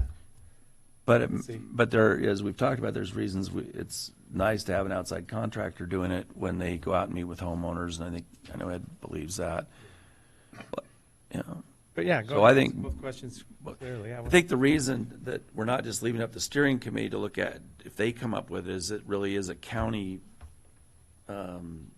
program funded by county money, so we're now in charge of doing it. The steering committees helps us do it. in a But I'm sense. thinking it Deschutes County Code once again. So you mentioned Solid Waste Advisory Committee. That's in county code. We do solid waste, and we have an advisory committee of citizens. We do, community fuel reduction efforts, and it's mentioned Project Wildfire in our county code. So we're committed to doing that by a code. Okay. I guess the only other question I'd have for you then, just so I'm clear, is should I go out and kind of collect this input and bring it back to y'all, or you want to be involved in hearing that input directly from the folks that are involved in Project Wildfire? And I'm open to either one, but I just want to, again, be clear of how that message gets brought back to you, or input gets brought back to you. Well, I would assume that you'd do it at a meeting, and you'd maybe have a subcommittee or something to look at these questions. Commissioner DeBone's the liaison for that, or on that committee, so he might be part of that. And yeah, I think you would talk to us as, I don't know if it's a one meeting thing or how you're going to research it, but I think you just, come back with your, what you've learned. I'd be available to communicate with anybody that wants to talk, as in, just to bounce the ideas or ask the questions and hear some information, but I don't need to be involved with all interviews. Okay. All right. Thank you. Okay, thanks. There you go. So I think the next item on the action agenda is public hearing on the it's a marijuana production appeal. So this is the time and place set for the hearing on 247-19-000431-A, an appeal of file 247-18000915-AD. Staff will outline the hearing procedures that will be followed. And if you're here for this hearing and haven't signed a blue form, they're over here in the front. You can do that and give them to Sharon over here, and we collect those, and we kind of call you in the order of you signing up. We've got a number of them already, and you can do that now or when you decide you're going to testify. But So Izzy? Okay, thank you, Commissioner. The hearings body, the Board of County Commissioners in this case, will take testimony and receive written evidence concerning an appeal of an administrative determination. The address of the property is 60148 Sterling Drive, Bend. The applicant, Tommy Nemzo, is requesting approval of an administrative determination to allow a recreational marijuana production facility. All testimony shall be directed to the hearings body. At the conclusion of this hearing, the hearings body will deliberate towards a decision or continue the hearing or deliberations to a date and time certain. The hearing will proceed as follows. Staff will provide a brief report. The applicant will present its testimony and evidence. The appellant will present its testimony and evidence. Opponents and proponents will then present testimony or evidence. Any other interested persons will then present testimony or evidence. The applicant, as the party bearing the burden of proof, will then be afforded an opportunity to present rebuttal testimony. If requested by the hearings body, staff will provide closing comments.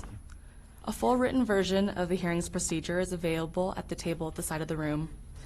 Commissioners must disclose any ex parte contacts, prior hearing observations, biases, or conflicts of interest. Does any commissioner have anything to disclose, and if so, please state the nature of same and whether you can proceed. I have nothing to disclose other than I did drive by the address. So yeah, nothing to disclose. I know that we basically opened this and then delayed it for the month, so we've gotten input from folks in this period of time, but yeah, no conflicts or disclaimers.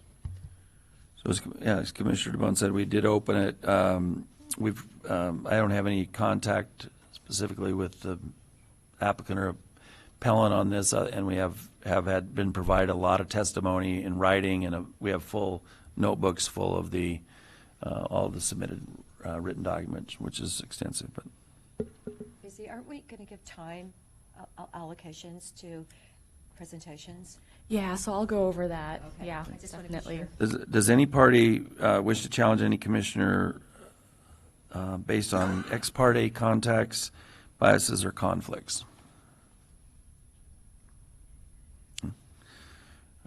Hearing no objections, the hearing is now open, and staff will proceed with a brief staff report. Thank you, Commissioner. For the record, my name is Izzy Liu. I'm an associate planner with the Deschutes County Planning Division. Before I proceed, I did want to go over the time limits that were set for this hearing. The applicant and the appellant will be afforded 30 minutes each for oral testimony. All other individuals will be afforded 3 minutes for testimony. In front of the board today is an appeal of a marijuana production facility appeal. The property is located at 60148 Sterling Drive in Bend. The subject property is approximately 17 acres and located in the exclusive farm use zone. The applicant is proposing to construct a new 1,800 square foot fully enclosed rigid structure and is proposing a maximum mature plant canopy area of 1,800 square feet. On the screen is a overview of the surrounding area. As mentioned earlier, the subject property is located in the exclusive farm use zone. The subject property is about 4 miles southeast of Bend city limits. The property is surrounded by EFU properties shown in the orange, brown, and tan. The subject property is also bioforest use property shown in green, and the red properties are located in the rural residential zone. The properties in the rural residential zone are the Sundance East subdivision community. The EFU properties in the brown and tan, those properties are owned by the Bureau of Land Management, and the property in the forest use zone shown in green to the southwest is the Deschutes National Forest.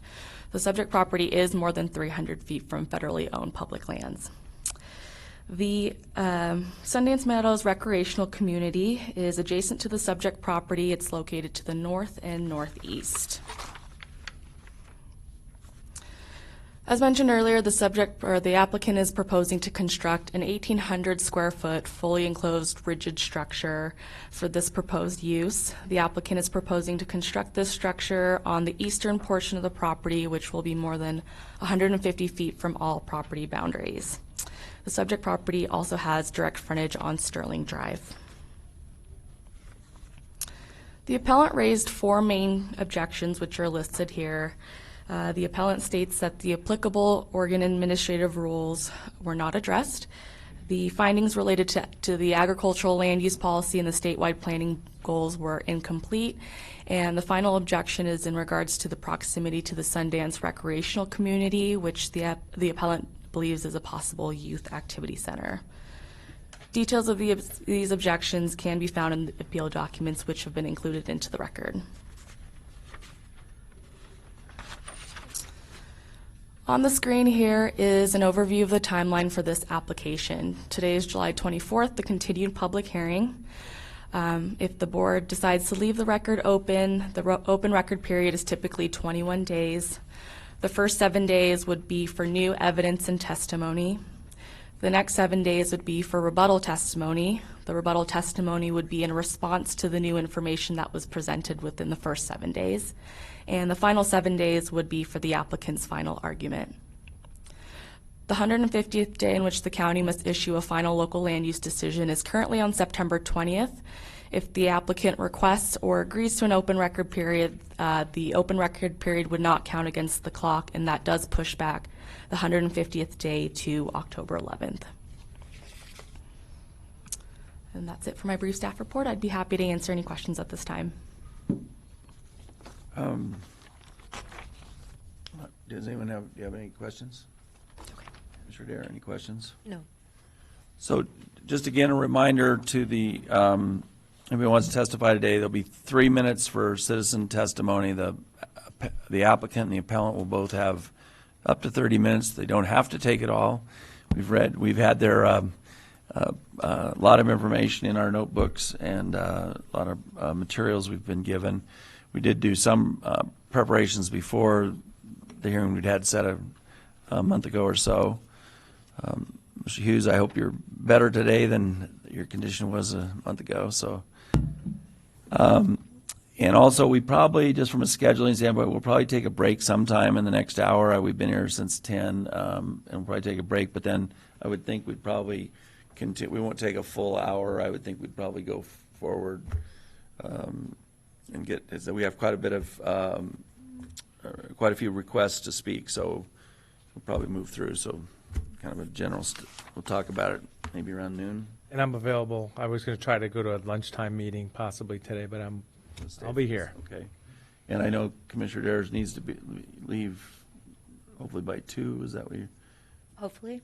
Yeah, and I have the same. I had the same. So this, we'll see if we get through all this. So anyway, so go ahead.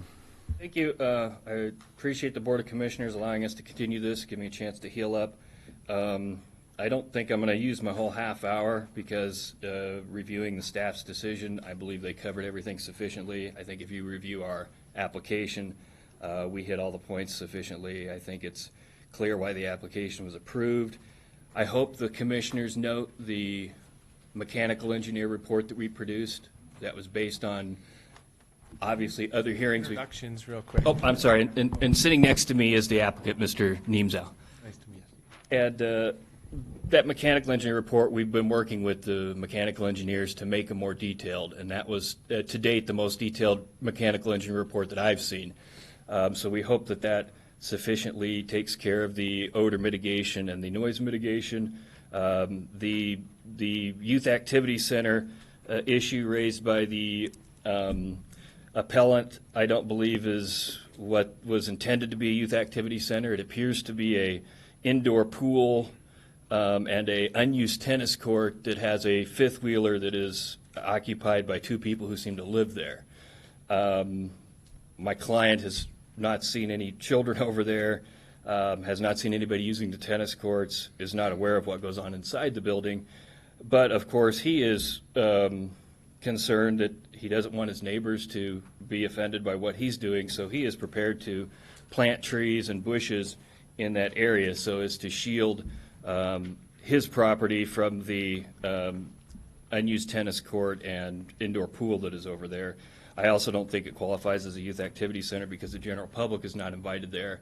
I could not just show up and take my child there.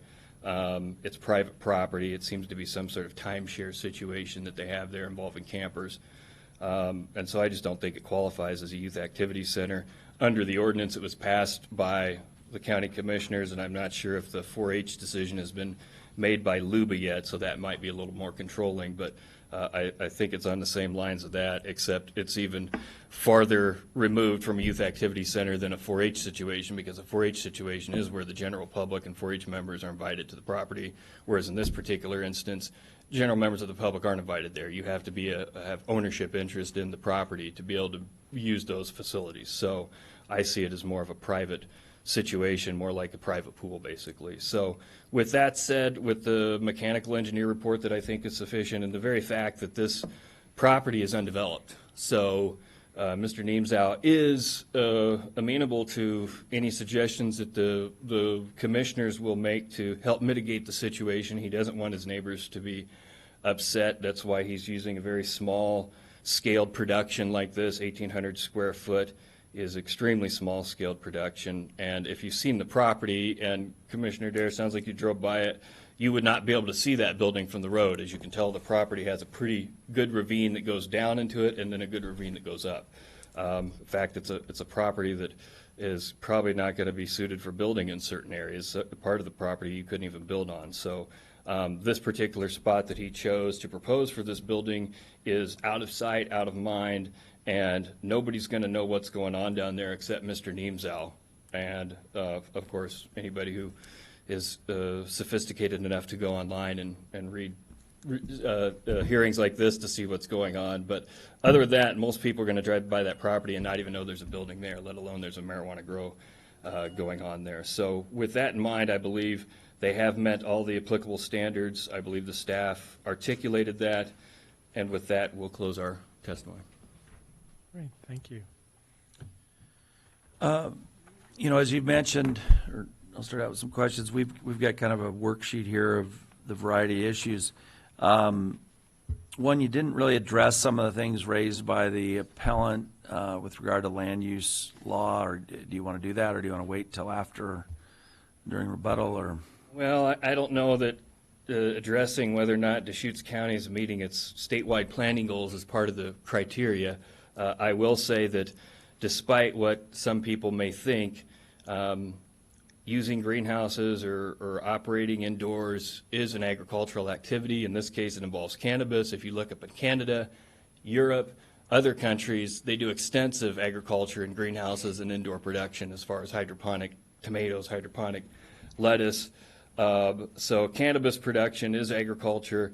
This is a very marginal piece of EFU land, and this is a suitable agricultural activity that can be used on this EFU land. So I think this actually does meet and the statewide planning goals of preserving EFU land for farming, because this would be preserving a very marginal piece of EFU land and being allowed to use agricultural activities on it, which is the intended purpose of EFU lands, is to actually farm.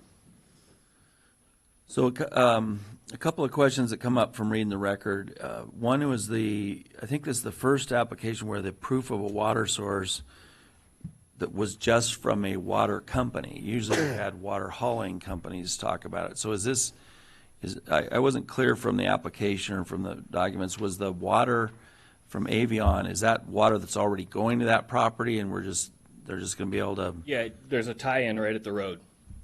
And is there a limit on how much can go to the property? Is it a 2-inch line or a 1-inch line, or do we know? Or I'm not sure they determine the actual gallons per hour or what the flow is going to be, but it's going to be just like any other hookup. It's not going to. I mean, they got a trench and they've got a hookup, but that's all on the property. The hookup is right at the property line.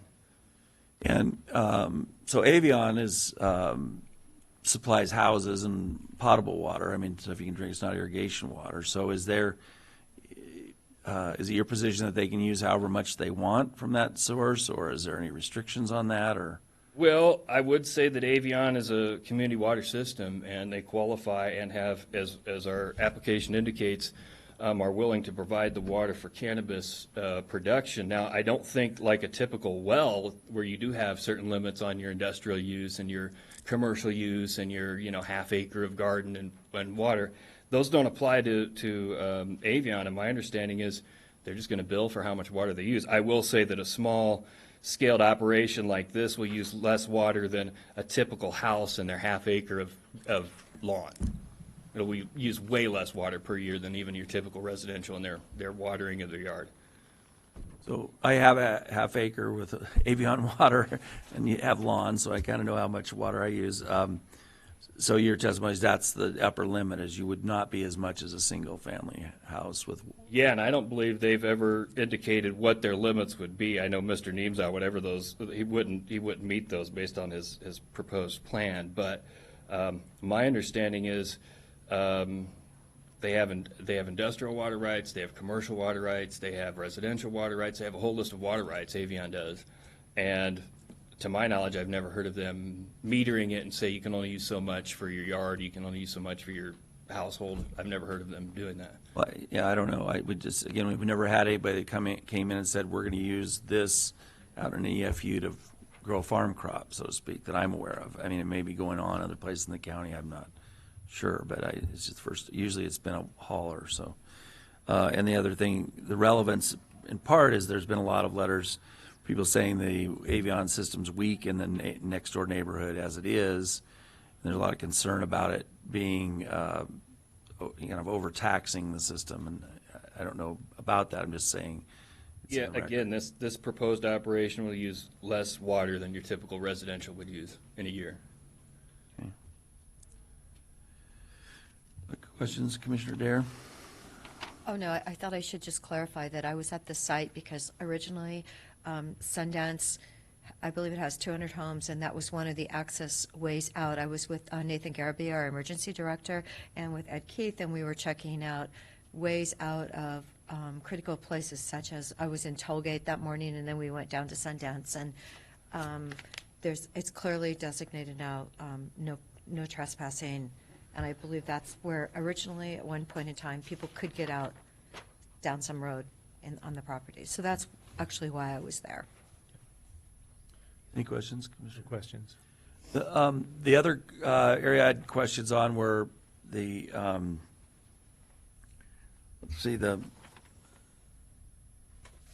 besides the water was the youth activity center comments you made were that when the applicant's been there, he's never seen people using the pool or the building. Is that as clear as I can? Is that a fair restatement of what your testimony is? I've never seen anybody outside except for the people that live in that trailer. And there's going to be other testimony, I think, based on the letters that it is used. How often have you been there, and do you live there, or what's your frequency of observation, I guess? I'm there, it just depends on the week, but at least a couple times a week, I would say. I've never seen, like I said, I've never seen anybody except for the people that are living in that RV there. I did see the pictures that they submitted for the 4th of July from, 2016, I believe it was. But it's a holiday, so I would expect them to have a big event, maybe. But it's private property, so. And how long have you been there, going there a couple year, of times a week? A year, at least a year.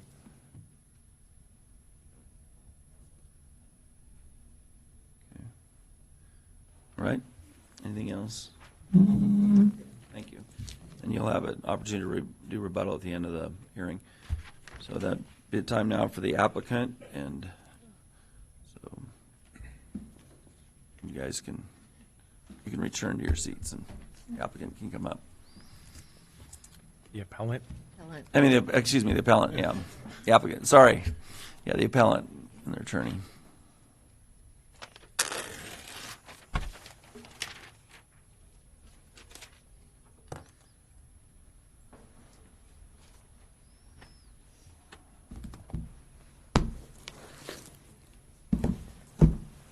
Mistake, I say. I get them mixed up. Yeah. Oh, go for it.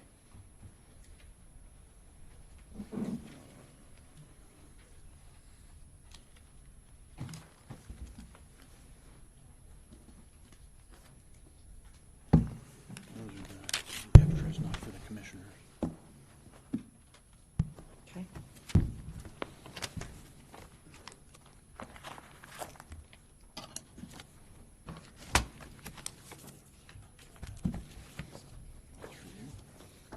you.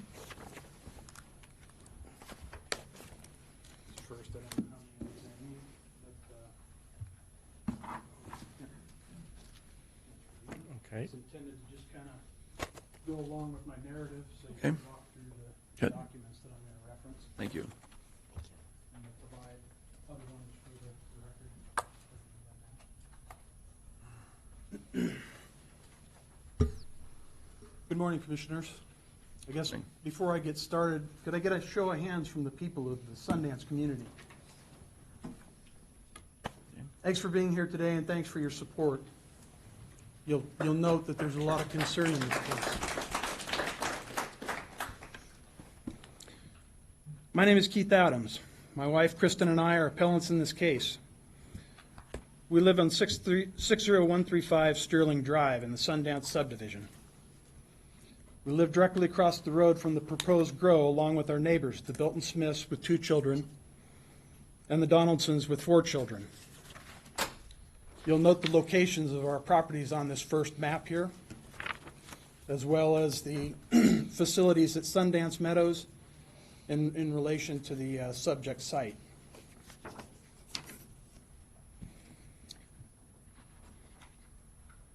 We are here today in appealing this decision on behalf of all Sundance Subdivision and Sundance Meadows Ranch. I also have with me Norm Sunholm, a member of the Board of Directors of Sundance Meadows Ranch. He has a demonstration of their formal opposition to this grow and support of Sundance Subdivision's appeal on their behalf. He'll also be reading a statement into the record from the President of the Board of Directors of D. Schultz later. First, Sundance Subdivision concerns. As part of keeping everyone in Sundance Subdivision informed, my wife and I have heard all their issues. There are 4 primary concerns. First, the potential for crime and harm to youth. So are you reading a letter now, or is this your statement? This is my statement. Okay. Yep. And then are I'm we not a supposed to professional follow? speaker, so No, that's all right. I'm just trying to follow along. So should we be following along with this, or? I'll reference the documents. Okay, good. Thanks. Time. Thanks. Yep. So first, the potential for crime and harm to youth. This marijuana grow will be an attraction to criminals of various types. The homeless camps in the Horse Butte area that we have had ongoing theft issues with now have an additional reason to come into our neighborhood. 2, there are criminals that specifically target grows. These criminals will now also be brought into our neighborhood. Third, the temporary grow help will also bring an additional potential for crime. Exposure to smell and sound. If enforcement was good, maybe this wouldn't be an issue, but enforcement is difficult and poorly staffed. The Commissioner's own board meetings with local law enforcement have underscored this problem, and the numerous neighbor complaints and other cases that we've seen suggest compliance by growers is bad. Next, use of residential roadways. Residential subdivision roadways intended for residential use are being used for a federally illegal activity. We in Sundance subdivisions are not okay with illegal drug trafficking through our neighborhood. You'll note from this document here in the show of hands, the opposition from our neighborhood to this grow. There's 57 people that we could locate by address on this. So it's not really wanted here. In conclusion, living in a residential subdivision ought to come with the reasonable expectation that we won't be subject to these impacts. The code and law should change so that this can't happen next to a residential subdivision. A marijuana production facility is inherently not harmonious with a residential subdivision for all the reasons mentioned.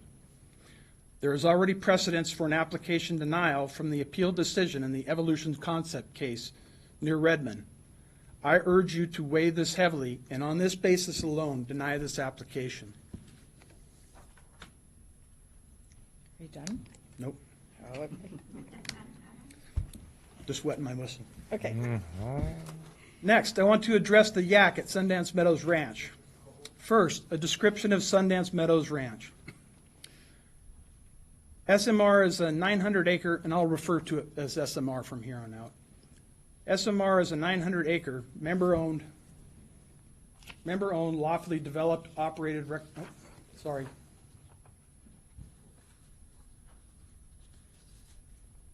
That's the problem with,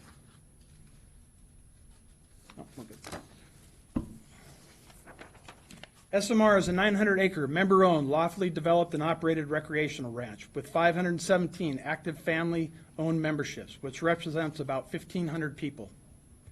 The membership has relatively low turnover. 60% have been members for 10-plus years.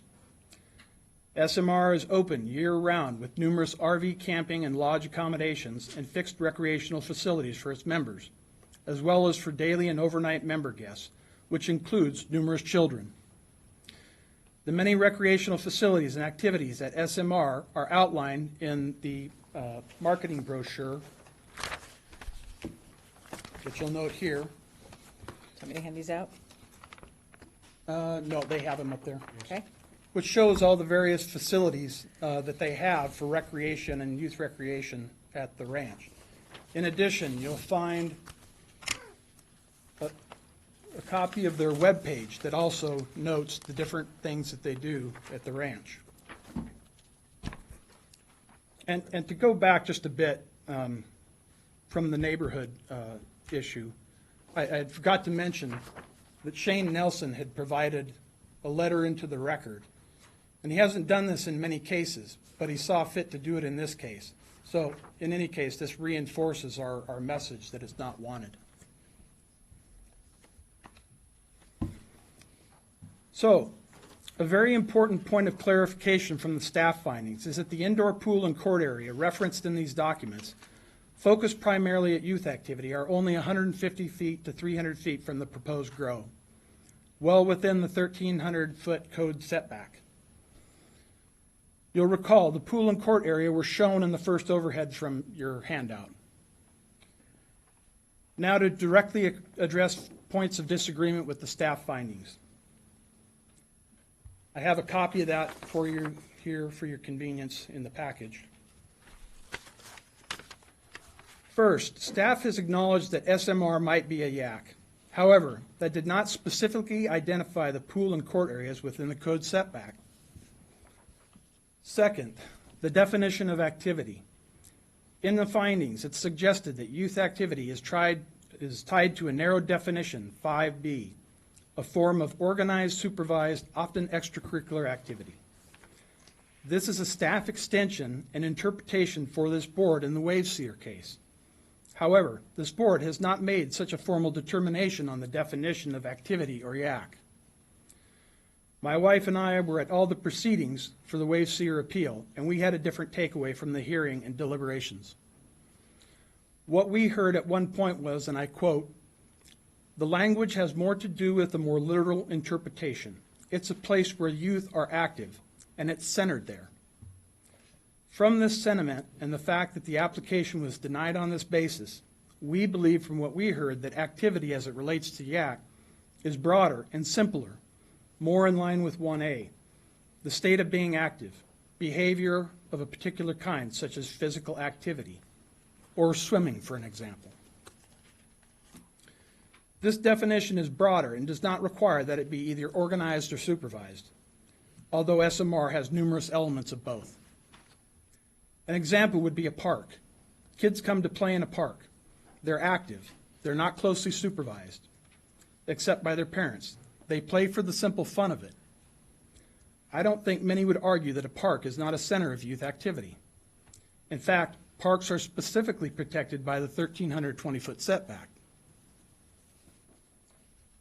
Third, that youth at SMR are temporary, or youth at SMR are temporary.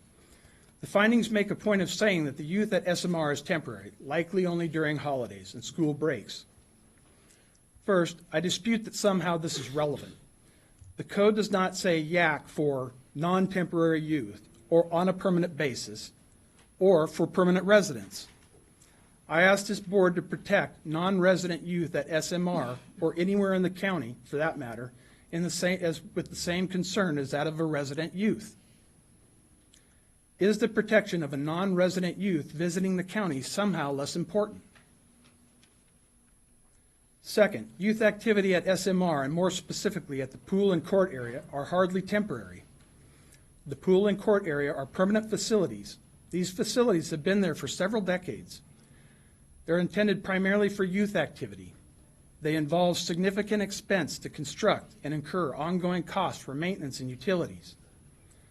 Also, SMR is made up of owning members who invest in memberships and come with their families several times a year, year after year, with their children for long periods of time, as much as 120 days per year. That is why they have memberships. None of this seems very temporary.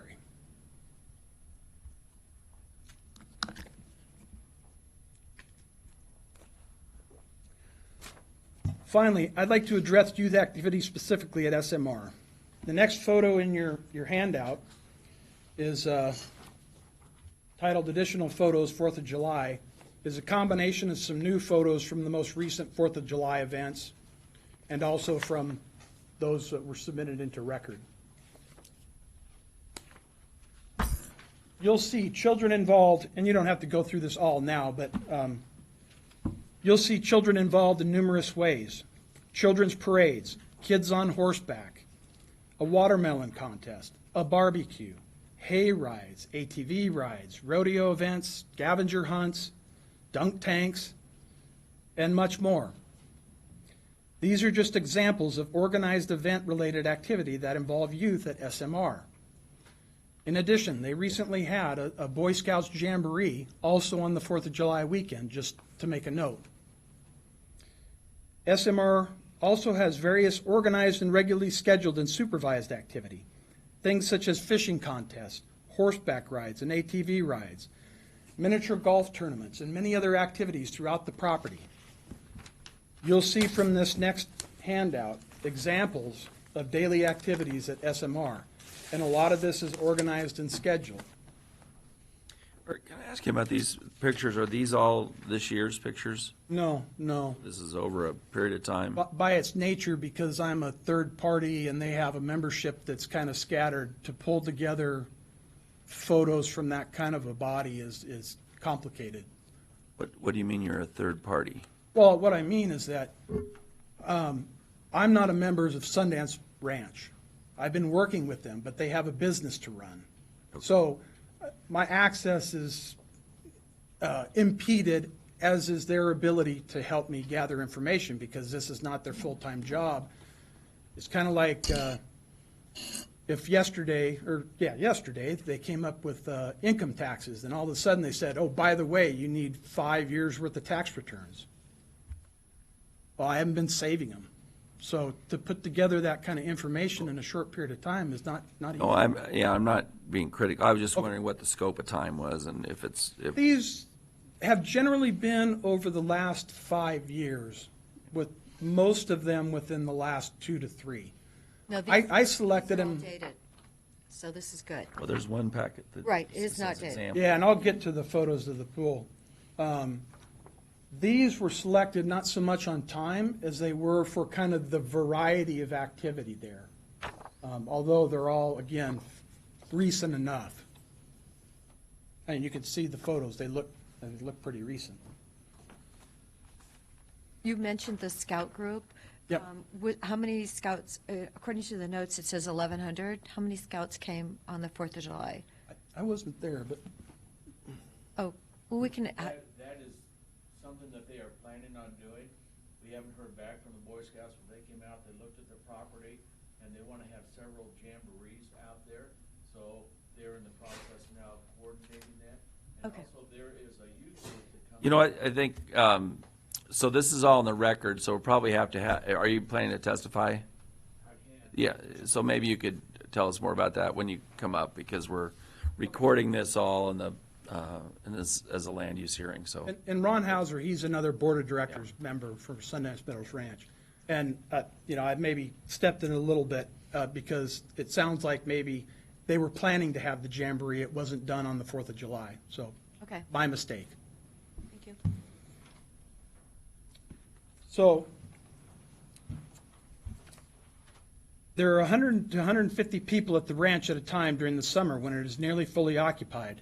Anywhere from 50 to 75 of these people can be using the various recreational areas at one time. Many of these are youth, and most of these youth use the pool and court area. But to the larger point, by its very nature, all of SMR is a youth activity center. Finally, activity at the pool and court area. The pool and court area involve youth engaging in swimming, basketball, tennis, pickleball, and other hard surface activities, as well as picnics in conjunction with all the above. The pool requires adult supervision and is available to youth anywhere from 10 a.m. to 9 p.m., spring through fall, sometimes year-round, depending on the year and their funding. The pool has youth swimming anywhere from 16 to 18 at a time, peaking during the summer, weekends, and events. You'll note the pictures here of the facilities.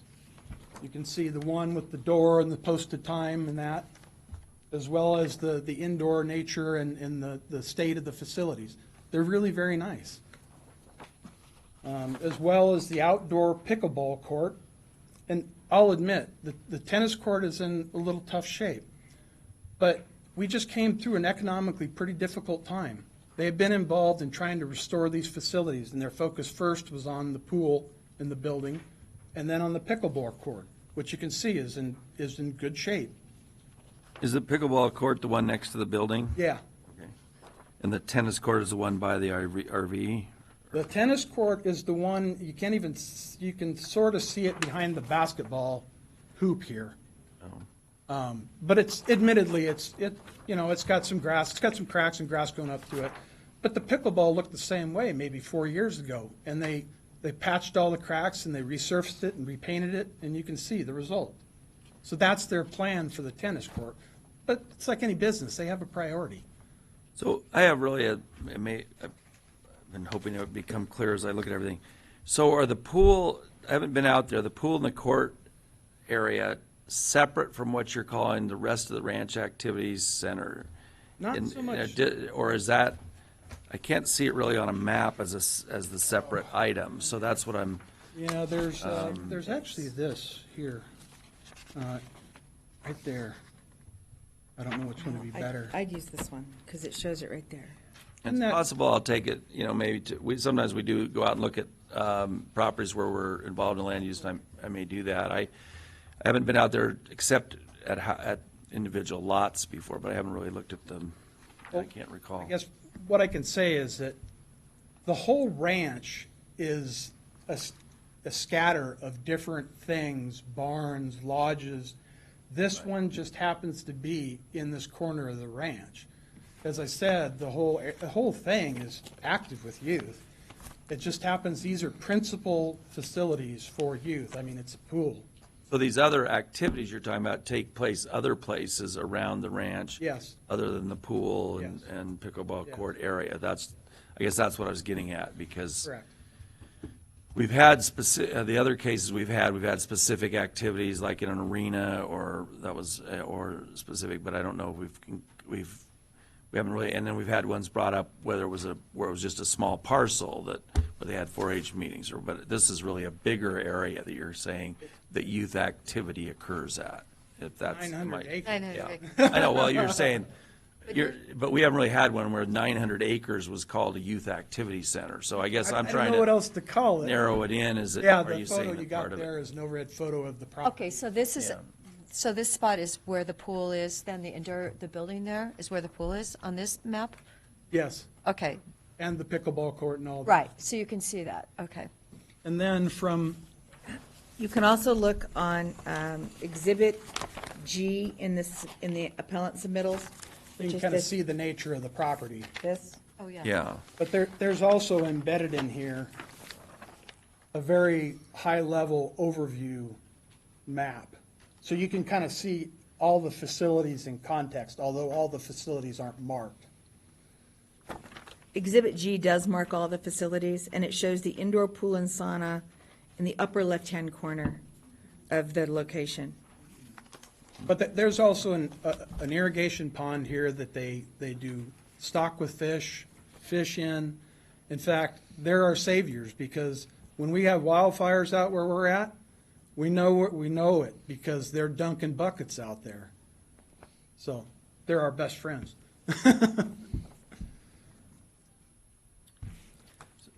So just so I'm clear, because a lot of the talk specifically about that small area where the pool and the courts are.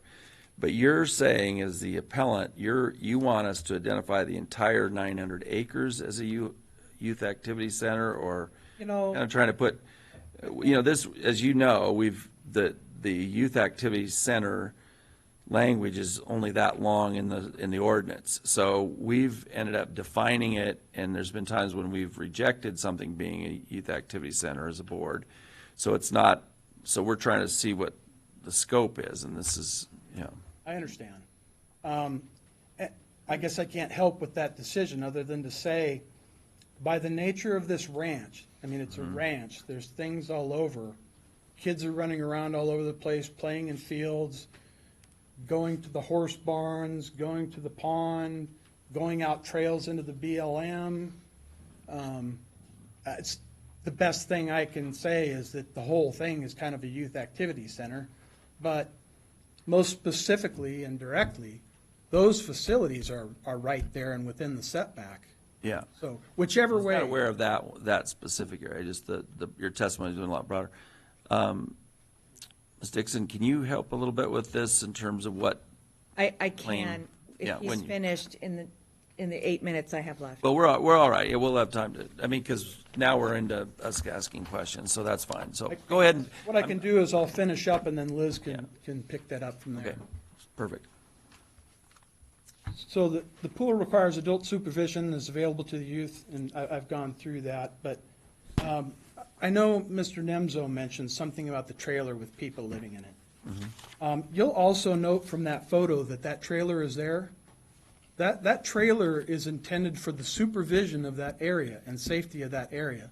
Those people there are camped there and always there, and if it's not them, it's somebody else, because it's a remote area of the property, and they've had trouble. In fact, they've had some trouble with Sundance kids coming in and breaking in, but that's beside the point. Imagine that. So they put that trailer down there, and those people stay there. And Beth Leslie is the person that's currently there, and she is one of the people that put the affidavit that's in the document. She's a pool supervisor. On page, Yeah, exhibit I. camp host. It's really simple, similar to a campground host. So that's an explanation for that particular item. You'll also note from these photos, and I mean, you can see, and these are recent photos, you can see the level of activity at the pool, and this was, one weekend and another day and then another weekend, and then some other photos of the pickleball court and that we put in there. But I mean, it has a lot of youth activity. And to So, I mean, one of the things in the record that's we just heard the applicant say that they've never see anybody there, so then you have pictures with a lot of people there. I'm trying to get my head around that a little bit. Here's the thing, I mean, to try and characterize the activity of an area, I think about just 4-H activity. I mean, all day, there's nothing going on. In fact, many of the nights, there's nothing going on. And on one day, on a weekend, all of a sudden, kids show up and they're there for a while. One, I dispute the fact that he's been there as much as he has. And I have photographic evidence of tire tracks and the nature of his comings and goings. And I think over the last month, I've counted maybe 6 times. And that's been for maybe an hour at a time. And one specific time, his car was parked out front, and I have a photograph of it, and I have it time-stamped. And in fact, this photograph in here from July 7th was within 15 minutes of him leaving. So, I don't make too much of somebody who comes around, even if it was a couple days a week. It's never been more than maybe an hour at tops. And me and my neighbors, you can imagine, we watch. and it's a gravel drive, and it's an asphalt road. You see when everybody comes in and out, and if there's a lot of tracks, there's a lot of dirt, and there isn't a lot of dirt. Does anybody keep a register or a list or, records of use of the facility? Is that, I wouldn't expect it, but I'm just asking. I can answer that. The facility. Can you identify yourself for the record? You have to, I'm- prepare an oral record. Yeah. I'm Norm Sundholm. I'm on the board of directors at Sundance Meadows. The pool has a code lock on the door, and that's so that we just have members only, because in the past we did have people coming in from the outside from the residential development. We do not have a record of how many people are using the pool, but I can guarantee you it's used a lot, because what do kids do in the summertime? They go swimming. So that facility is used a lot. And again, it's kind of like the tax return thing. They've never had any reason to maintain records of people coming in and out of a pool. But anyways, you know that. So I guess, in conclusion, SMR is by its very nature a youth activity center. I think we've shown that the SMR pool and court area is a particularly active area for youth, and that it is within the YAC setback. In fact, it's alarmingly close to the proposed grow location, as you'll see from the final photo. This kind of blows the location up and gives you a very keen perspective on how close it is. It's 151 feet off the property line, which, if it wasn't a YAC, meets the code, but Is that Exhibit E you're holding there? it's Exhibit E, 1 of 3. We urge the commissioners to also deny the application on the basis that a YAC exists at Sundance Meadows Ranch, and it is within the code setback limit of 1,320 feet. I appreciate your time this morning to hear our appeal. If you have any questions, the folks from Sundance Meadows Ranch, myself, and many living in the Sundance that are in the audience are here to answer them when you're ready. Thank you. Thank you. Thanks. No, later in the public, or we can provide it to them. Okay, Ms. Dixon? Yes, Chair Henderson, it's been half an hour, so if I take 10 minutes for my remarks, is that acceptable? It is with me. I asked a bunch of questions, so that kind of interrupted the flow, so. That's why I'm we asked some asking. other I can questions. do it in Is that 10 all- minutes? Is that It's fine. reasonable with you? Okay. Yep. Thank you.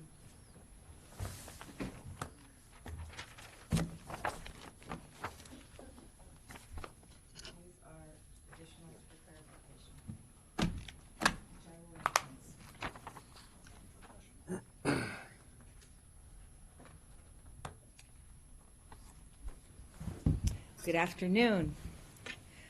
My name is Liz Dixon. I'm an attorney with the law firm of Dixon Hatfield here in Bend, and I'm here today representing the appellants, who are Keith and Kristen Adams.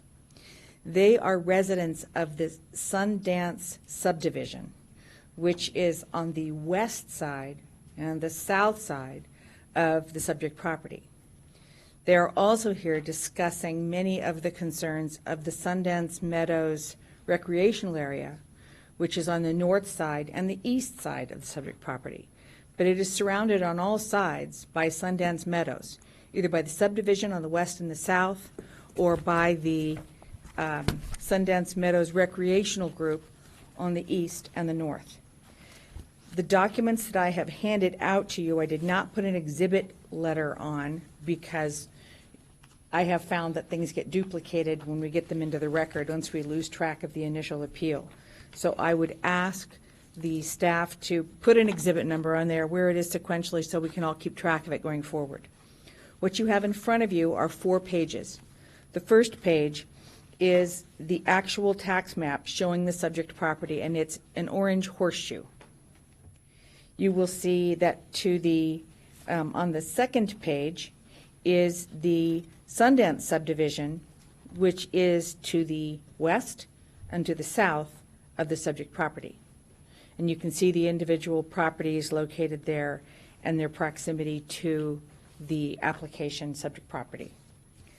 Page 3 is Sundance Meadows. I'm sorry, the tax maps change in scale, but you can see the little horseshoe, the little orange horseshoe down on the lower left-hand side, and you can see tax lot 6005, which is the 900-acre Sundance Meadows recreational area.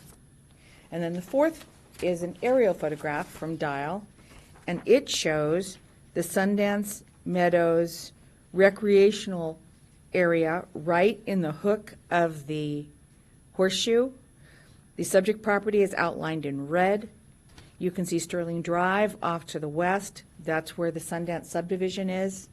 And you can see the beginning of a lot of the RVs parked off over to the east, which is the Sundance Meadows Recreational Park. So, to try to keep all of our terms straight, we've got the subdivision on the west and the south. We've got the RV park area on the east and the north, and that's how the subject property is located in proximity to these other improvements. I'm hoping that helps.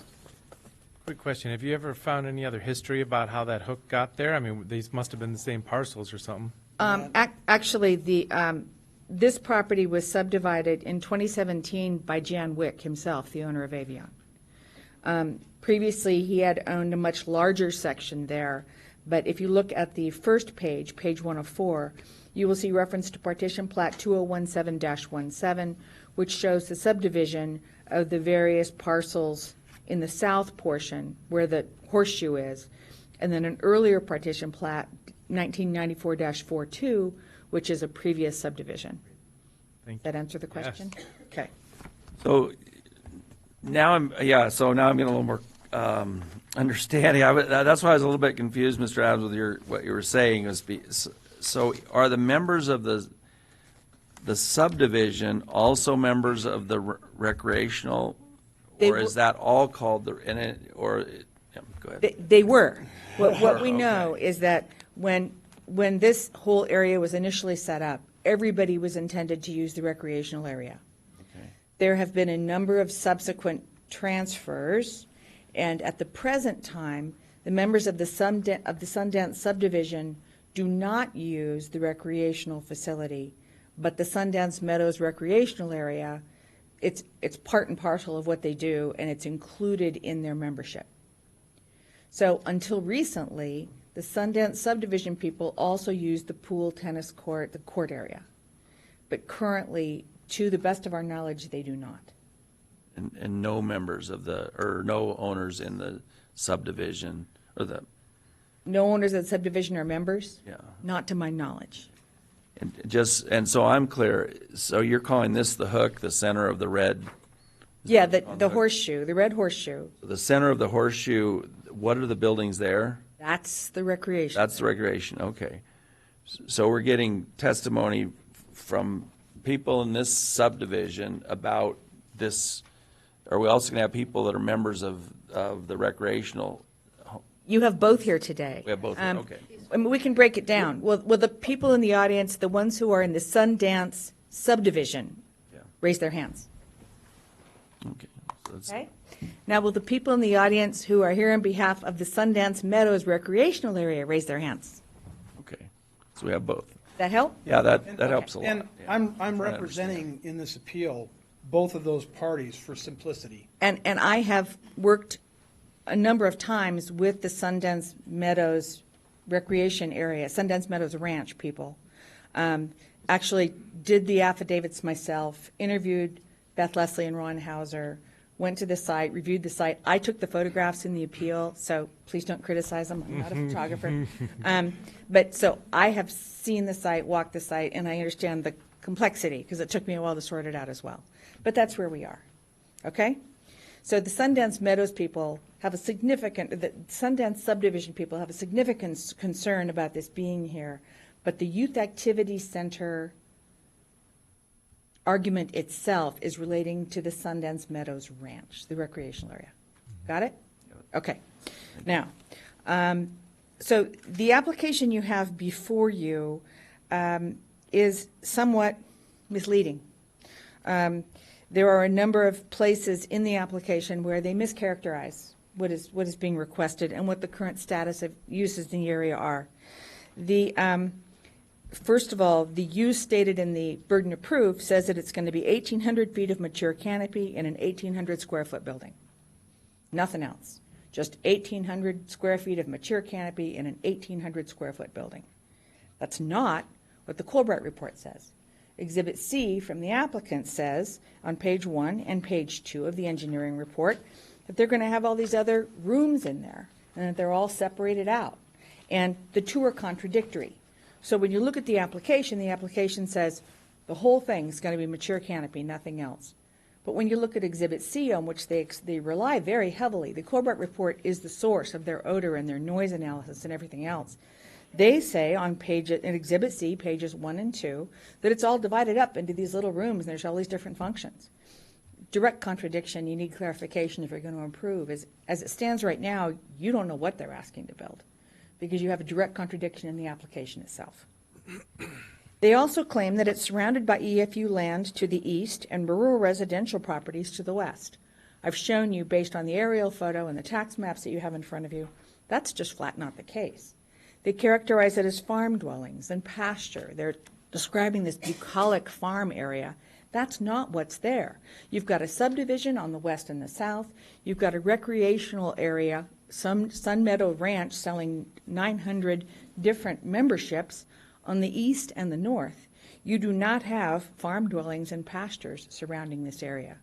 And I would argue that the use that's been described is inappropriate under the circumstances. In reality, you've got a subdivision or a Sundance Meadows Ranch on all sides. Let's talk about specific concerns that I have with the details of the application quickly. First of all, the fire easement. We have an access conflict here. If you take a look at page 4 of the packet that I provide to you, you will see a line right across the subject property. It's a road that runs across the subject property. It has been reported to us that this is provided as fire access for people in Sun Meadows Ranch to get in and out of the property in case of fire. And here's the problem. At the time that this subdivision was developed, I believe in the 1970s, the only way in and out was what is now Arnold Market. It's a north end access location. There's no other way in and out, and that's the only way you get out in the event of fire, and this is a very fire-prone area, even worse than most of the county. If you take a look at Exhibit G, page 1 of 2, this map that I keep referring to that's in my appeal packet, you will see there is only one way in and out. It expressly says no access in the southeast edge. It says no exit on the north edge. The only way in and out is Arnold Market Road. So without this fire access through the subject property, which is by easement to Sun Meadows Ranch, they don't have any way to get in and out in the event of fire. This new applicant says that he's got it posted as no trespassing, and he's refusing to acknowledge the fact that that fire access is there. We would argue that's very important and needs to be considered as a matter of public health and safety. I can't recall in the record, is that an easement that's been granted or been somehow documented? We're back to the problem we had before. Our understanding from Sun Meadows Ranch is that they do have an easement. And that's the understanding I have. If you'd like me to provide proof of it, I can try. But we have people here today who might be able to speak to it when they testify to you specifically. Oh, okay.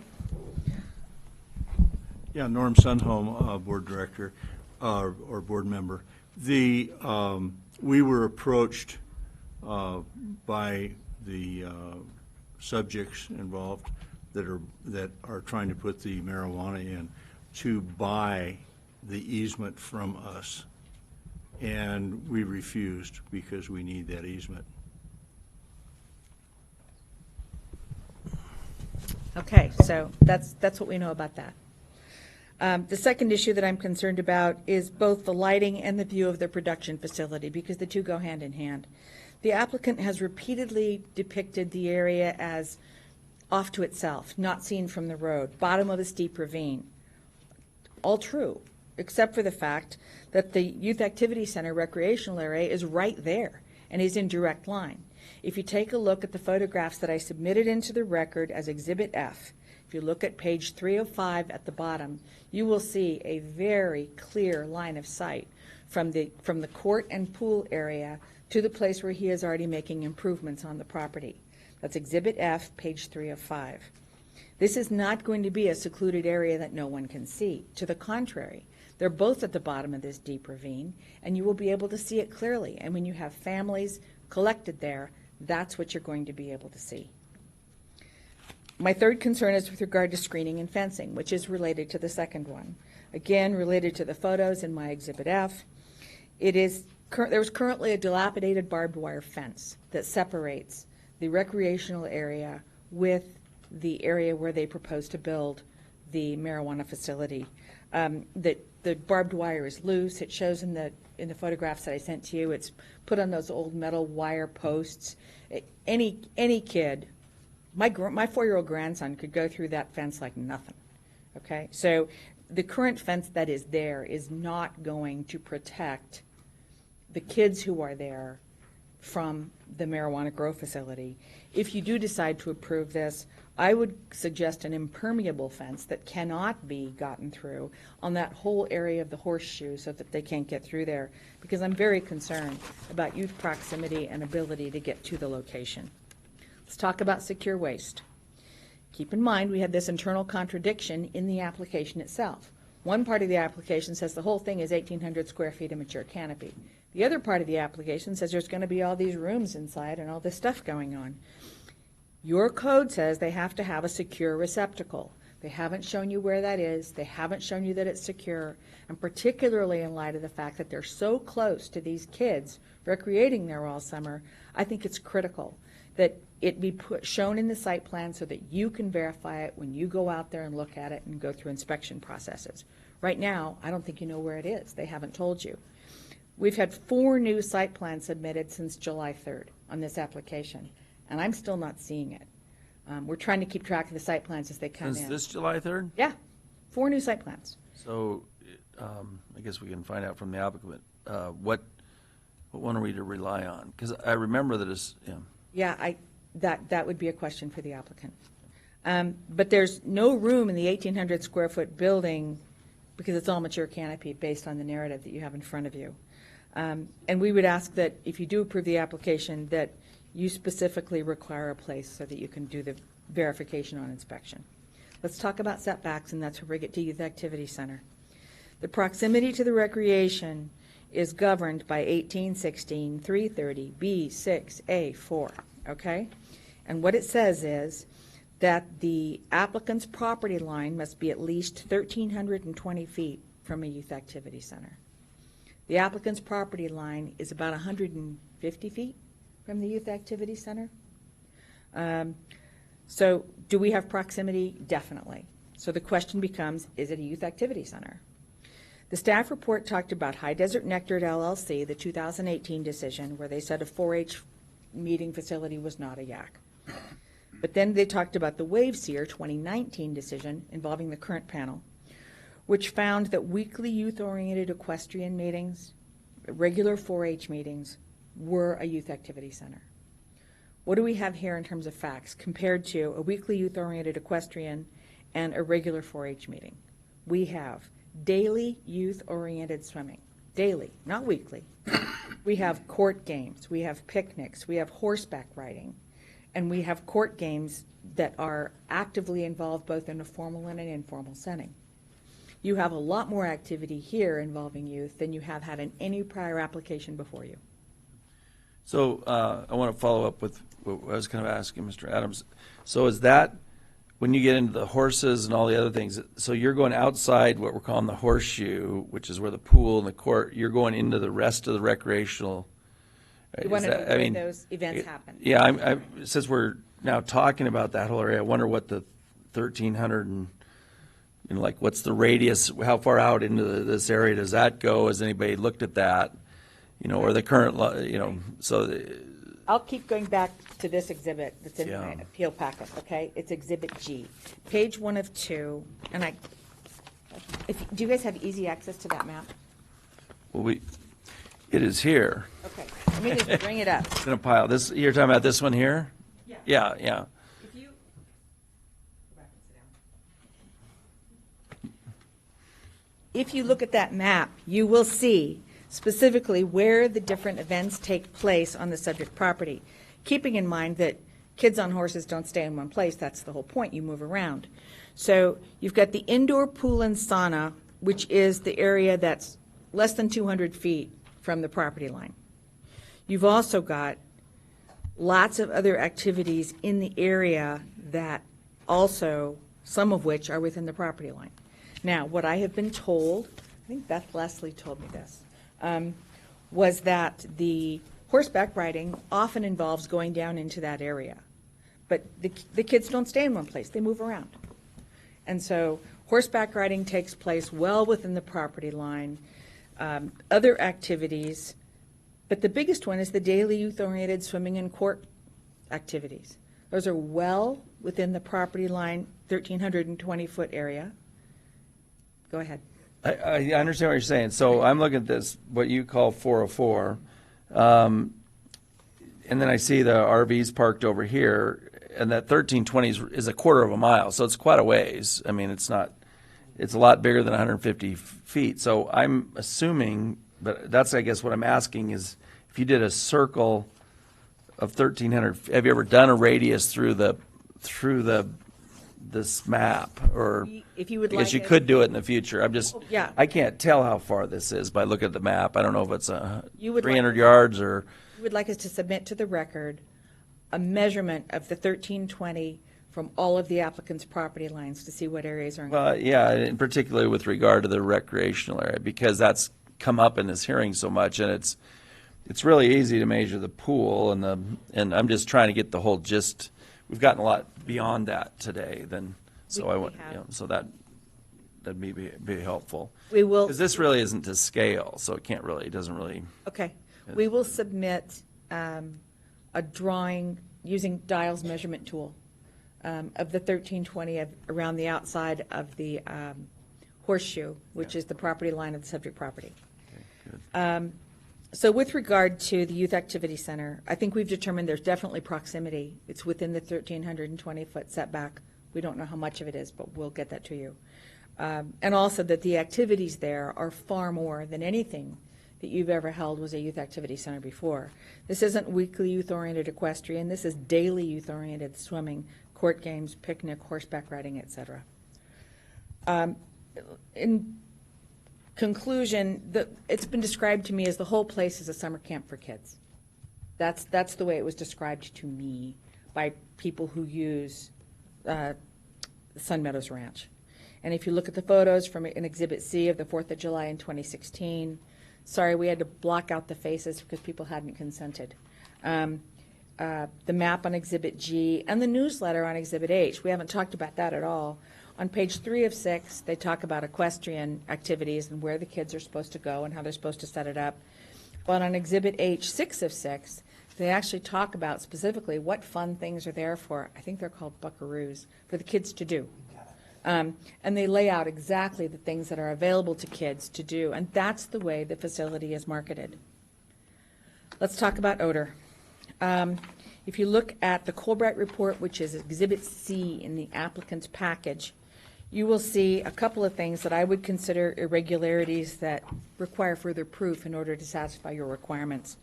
The first thing is, on page 1 of Exhibit C, they say no air will be mechanically exhausted from the facility at all. So I'm picturing something's going to blow up like a big balloon over time. If they're never going to put any exhaust air out of the facility at all, ever, I don't understand how it works. I don't understand how it's feasible. I've never seen an HVAC system that air comes into, but it never goes out. And I would question whether that's feasible. My second, and I'm not an engineer, okay? My second concern is on the application Exhibit C, page 7. Again, we've had this problem before. This is carbon filtration, and carbon filtration specifically doesn't know when to be changed. They don't have a way of telling you. It's if there's a lot of moisture in the air, or if there's a lot of odor in the air, or if there's a lot of anything in the air, that's going to cause the carbon filtration material to be saturated and stop working. And so Colbright says themselves in their report, no indicator light when it's ready to be replaced, which means The only way to know if the carbon filtration system's not working anymore is when you smell it, which means they can't meet the standard of at all times. The page 24 odor report also recommends a buffer in rural areas, but it doesn't say how much or how it should be measured or what they think is appropriate. If the applicant's own expert is recommending a buffer, I think more information is warranted if we're going to rely upon it. Let's look at noise. Applicant's Exhibit C, page 9, says that they did no on-site testing. They said the building wasn't constructed. They have no equipment available for on-site testing. That's a quote. No equipment available for on-site testing. They used a virtual noise model. And then they proceeded to give you 6 pages, pages 10 through 15, of all these made-up numbers. They're useless. They don't tell you what you want to know, which is how will noise be moving on this site and how will it affect at the property line. What they have is, well, disclaimers. A building not constructed, no equipment available for on-site testing. That's really questionable. We used a virtual noise model, and then we gave you 6 pages of data. On page 18, they talk about a mini split, and they're using 3 of them, having 62 to 55 decibels at the external location. If one mini split has 62 to 55 decibels, that sounds to me like more reliable information than anything else they've provided you. They're going to have 3 of them. And without on-site testing, there's no way of knowing what the noise level is going to be on the property line. And that's based on a deep reading of Exhibit C. Let's go to CEC's will serve letter. CEC's will serve letter says that they are going to provide a 600 amp single phase service and that will be enough. They don't know that will be enough. Engineering hasn't told you that's going to be enough. They've just said we're going to provide 600 amp single phase service. If you are going to rely on that CEC number in light of all the concerns the neighbors have with CEC service, because we know it's wobbly, all right? You need an engineer to tell you that a 600 amp single phase service is going to be sufficient. And without that, I don't think the will serve letter does what you want it to do, which is guarantee that they have the necessary infrastructure. Let's go to the hard argument. This is the applicable criteria expansion for this app, and we haven't done this before, okay? Since Ordinance 2018-012 was passed in October and became effective at the end of November, we have a situation where you're applying a new code without acknowledgement. And that means that you go to ORS 197624 sub 4, which is Exhibit B in my appellant submittal. And it says clearly, it's one of the few statutes that you can actually read and make sense of easily without thinking about it too hard. And it says that if you have an unacknowledged code amendment, which is what we have, LCDC and GLCD haven't approved it, that you have to look at the underlying land use goals, the comp plan, the state statute, and the administrative rules provisions, and you have to show that all of those are going to be fulfilled by this application. In this case, I briefed that on the appeal, pages 2 through 6, and I'm not going through the detail here, we don't have time. But I strongly recommend legal consultation on this issue, if no others, because it's critical. This is applying a code that hasn't been acknowledged, which means you don't get the cover of acknowledgement. You have to go through yourself and show that you completely comply with applicable state laws. Respectfully, the applicant has not done that here. Where are we on public evaluation of the application? We have a 1,906 petition signature filed on 1/30/19 that's in your record. 1,096 signatures opposed to this. You have an appeal Exhibit A that maps the 57 neighbors that expressly provided opposition. You know who these people are, you know who they live, where they live, many of them are here today. In conclusion, Keith and the petitioner's letters have shown that this application is not wanted in the neighborhood. My job is to show you that it's not legally justified, that it doesn't fulfill the applicable criteria. I strongly argue that this application does not fulfill the applicable criteria before you in light of what you now know about the application, and we ask that the application be denied. Thank you. Any questions, Commissioner Dare? Not at this time. Any Questions? No questions.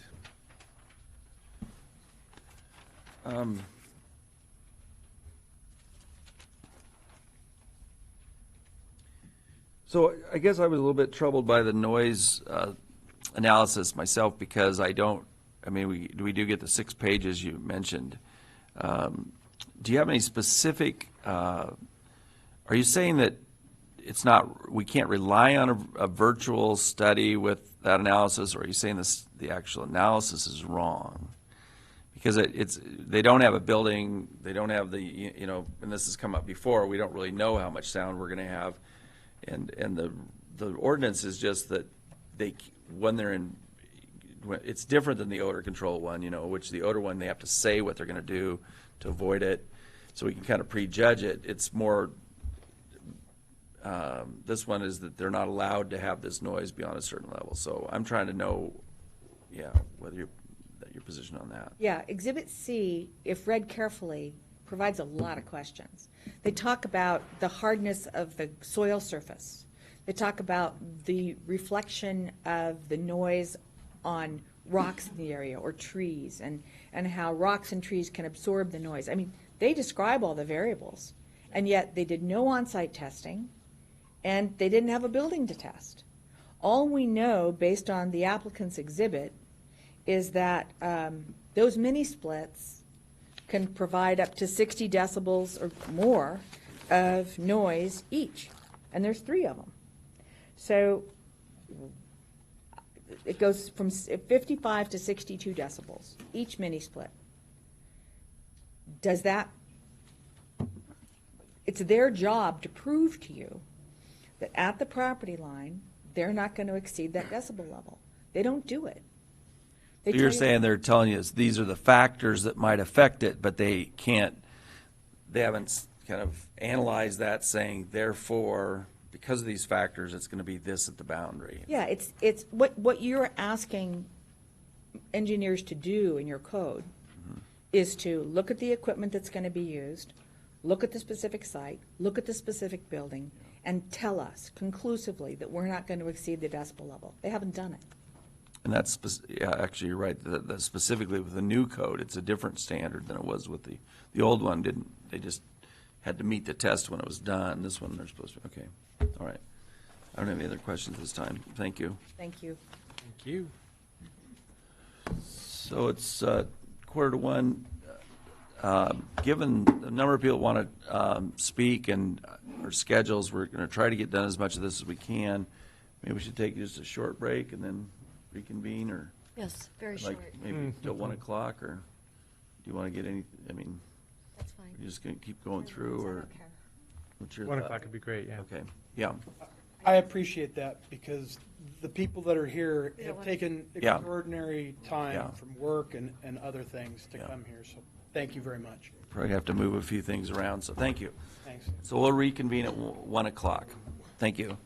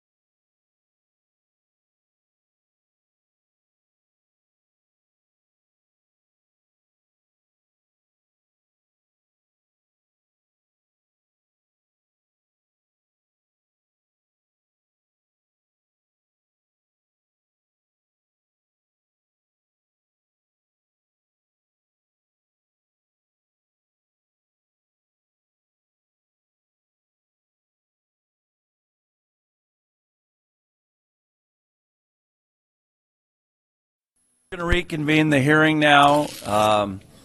We've got a quick announcement from Randy Posey. He's going to come up and, why don't you come up and give a quick announcement? You can stand there at that podium. A commercial announcement. Commercial announcement. Hello, I'm Randy Povey. I'm a resident in Redmond and member of the Buckaroo Breakfast Club. And I'd like to invite the commissioners to come and push wheelbarrows. And you know, it's, as you found out, it's hard work in some of those other positions, but the wheelbarrow crew is the best. There you go. Because you just get to push wheelbarrows and bus tables and talk. This is the 100th anniversary of the fair and the 75th anniversary of the Buckaroo Breakfast. A wonderful dinner from 6 o'clock till 10 o'clock. Yeah, it's breakfast first thing in the morning. Starts on, and it's on Sunday morning. Sunday morning. At 6 o'clock in the morning till 10 in the morning. Exactly. Okay. Thank you. Anyone that's here can go. Bring a wheelbarrow. I have to repaint mine, I think. It's looking pretty worn. Oh, you don't know. Don't even wash it. Okay. Rusted out. We'll wash it when we're done. Okay, thank you. Thanks for joining us today. You bet. So now we've had quite a few requests to speak. And if you are new or hadn't gotten a request in, there are the blue forms that are over here. And if you'll turn them into Sharon, you'll get in the queue here. If we could try to limit your time to 3 minutes. And we'll start with Ron Brooks and followed up by KB Brooks. So if you want to come up here, just sit at the table, introduce yourself, and then Sharon is our timekeeper. There's a bell that kind of goes off that. So. This won't take long. My name's Ron Brooks. I live in Sundance. I just have a brief statement. We moved to Sundance 9 years ago. We wanted to get out of the city and have a nice, quiet place to raise some animals. Most of the people in Sundance, that's what they do. We have a nice, quiet place with tons of wild animals and our 2 mini donkeys, 5 chihuahuas, and 2 cats. We have no street lights out there, so the nights are just pitch black, which is beautiful, nice. And we've heard that our piece of paradise might now be in jeopardy due to this proposed marijuana grow. If this facility is approved, I foresee an increase in traffic due to the construction of the facility and the employees that will be working there. I also see a possibility for an increase in crime because a lot of the people who will be coming out to this facility may or may not have any vested interests like we do that live out there. I have some friends that live in the Medford area, and they have one of these facilities near them, and they just hate it. They're telling me that during the harvest time, starting around in August, that the harvesting emanates a skunk-type smell. So for 4 or 5 months, the air is just permeated with smell. And here in Sundance, in this area, Central Oregon, we get a lot of wildfires and controlled burns. And the smoke, as you all know, has been pretty bad the last couple of years. Now you add on top of that this skunk smell, it's just going to be something else to deal with. The grow light facility, these facilities require grow lights, so the nice dark nights that we have out there are going to have a white glow or a white hue to them, and which is going to have an adverse effect on the nocturnal wildlife that live out there. So I'm just basically, put yourselves in our position and think about what this facility is going to do and how the land values are probably going to drop if this facility goes in. I know of one individual that I work with that was considering buying a home out there. And once he found out about this facility going in, he's backed off. So I think it's going to have an adverse effect on us homeowners that live out there. That's basically all I have to say. Thank you. Thank you. Thanks, Ron. So KB Brooks, followed by Jim Moran. These are Jim Moran's handouts. Here's a Jim Moran handout. Okay. I'm going to pass one. Sharon, for the record.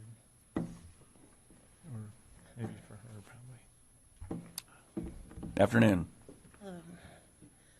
I'm KB Brooks. I'm Ron's wife. I live in Sundance with him. Okay, I've got a few statements. I'm very, very nervous, and I've also got a dog in surgery, so I'm on my way. While I can understand the medical benefits of marijuana and hemp plants, I strongly disagree with the choice of this grow, considering it is within a very nice, quiet, clean neighborhood presently. I've spoken to a couple of people down south who have experienced living nearby such a grow. While perhaps profitable for the growers, it is not a pleasant crop for nearby neighbors to endure. With hired hands to tend to the field who do not reside here or have a vested interest in the quality of life we all enjoy here, there is always a possibility of increased crime. This is of major concern to all of us. It is my understanding from those who have been directly affected by such proximity to these grows that the smells emanating from them are much like a strong skunk spray, which start, like as my husband said, sometime in August, worsening by October, and can last 3 to 5 months out of the year. With the past few years of summer fires, we must endure the intense and unhealthy smoky air from these forest fires or controlled burns. It seems with these marijuana grows, we will go from summer smoke right into autumn skunk smell. It's not acceptable.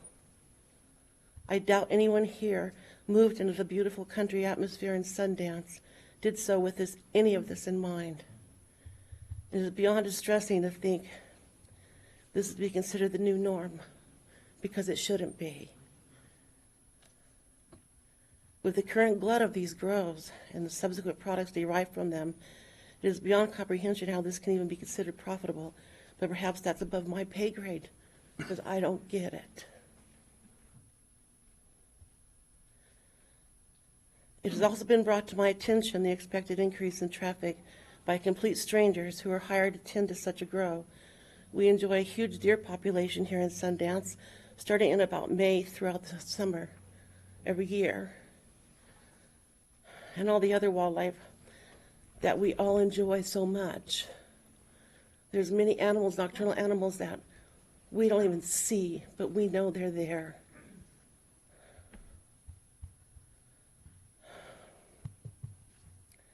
So I would suspect that when our precious deer show up around May and don't leave until early autumn, it stands to reason we can also expect to see more roadkill of these deer.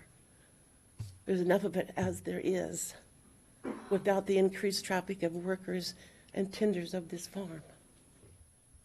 This is totally unacceptable to me as well. The Sundance neighborhood is not a thoroughfare to traverse through to get to another area. It is basically one way in and one way out for the most part, and is driven by homeowners and their guests only.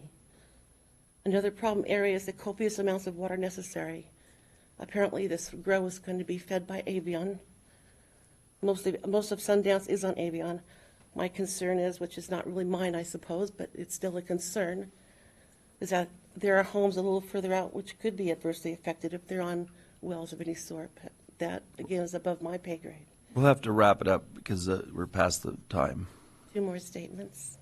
If they're quick, did you put in the record already, the written record? No. Okay. Well, With try to so much- hurry. Oh, sorry. A lot of, With so much available land in both in and around Bend for sale, it's beyond my understanding why this grow should be within any distance of Sundance.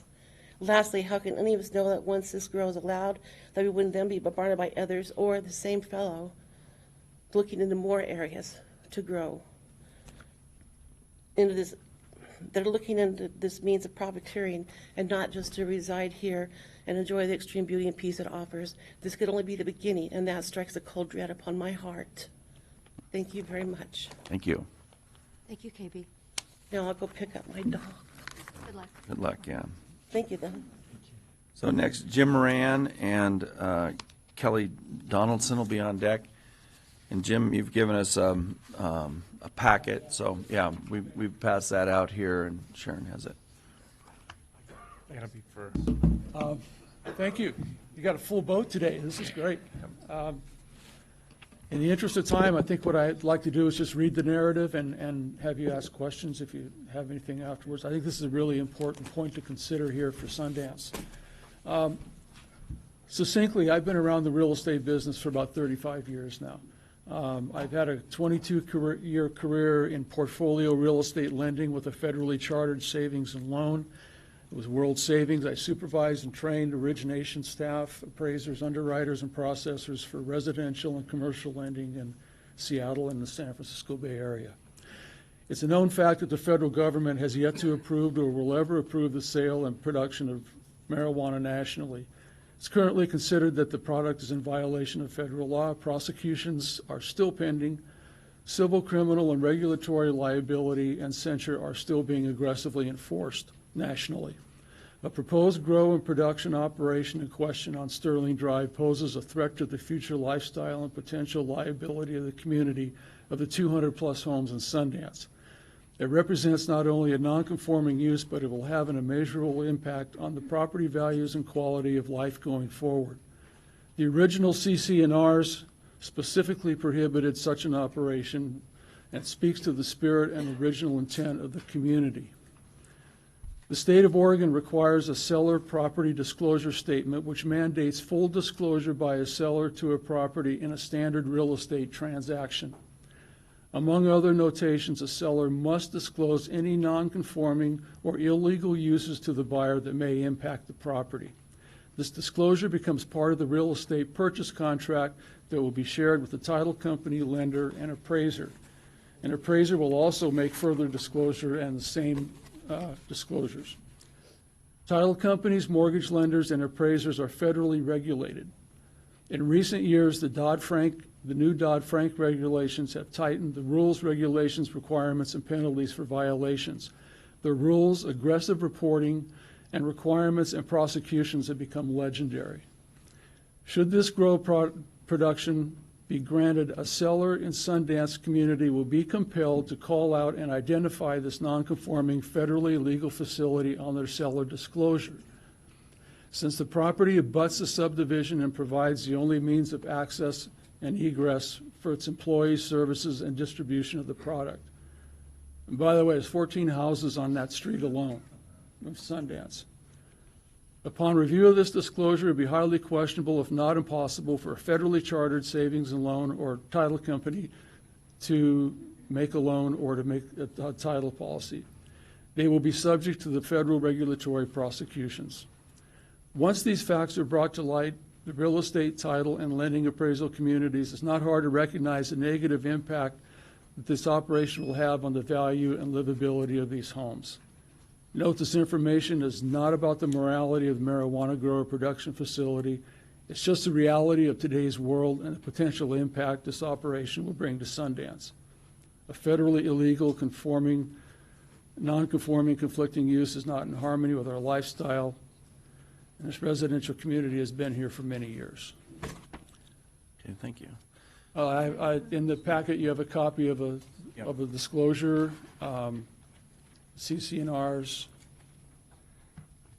Yep.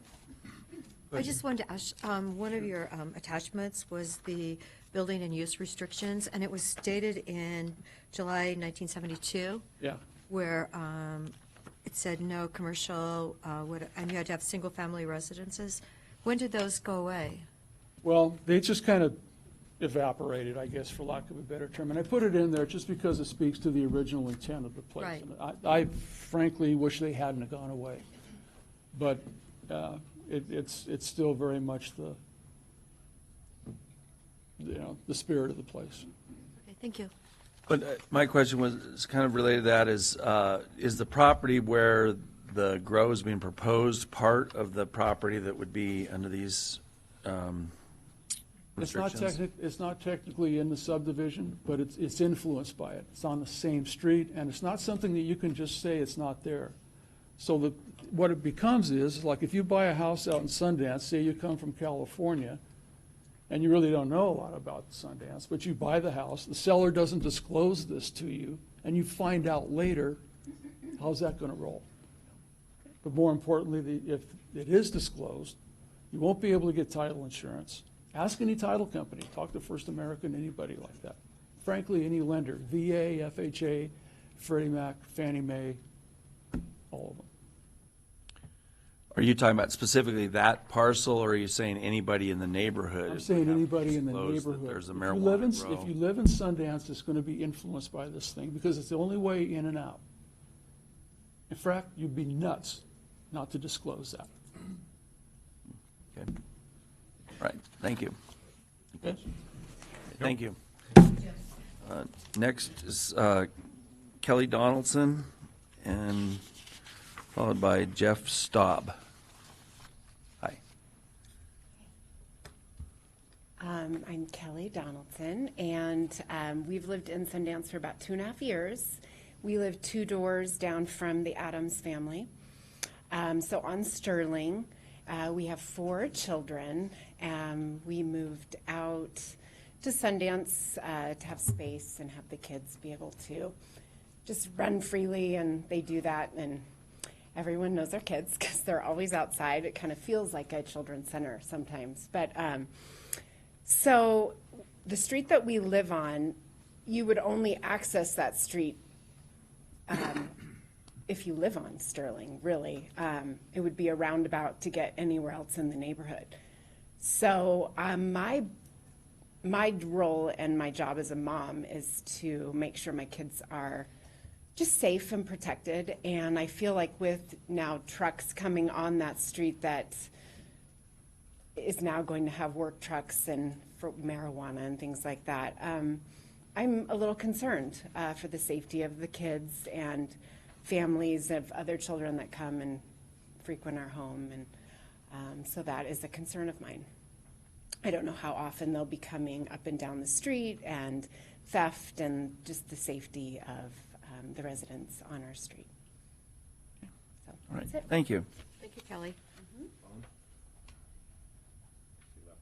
Oh, Your phone. Kelly, is this your, did somebody else leave a phone? So we'll have, Jeff Staub and then Kristen Adams.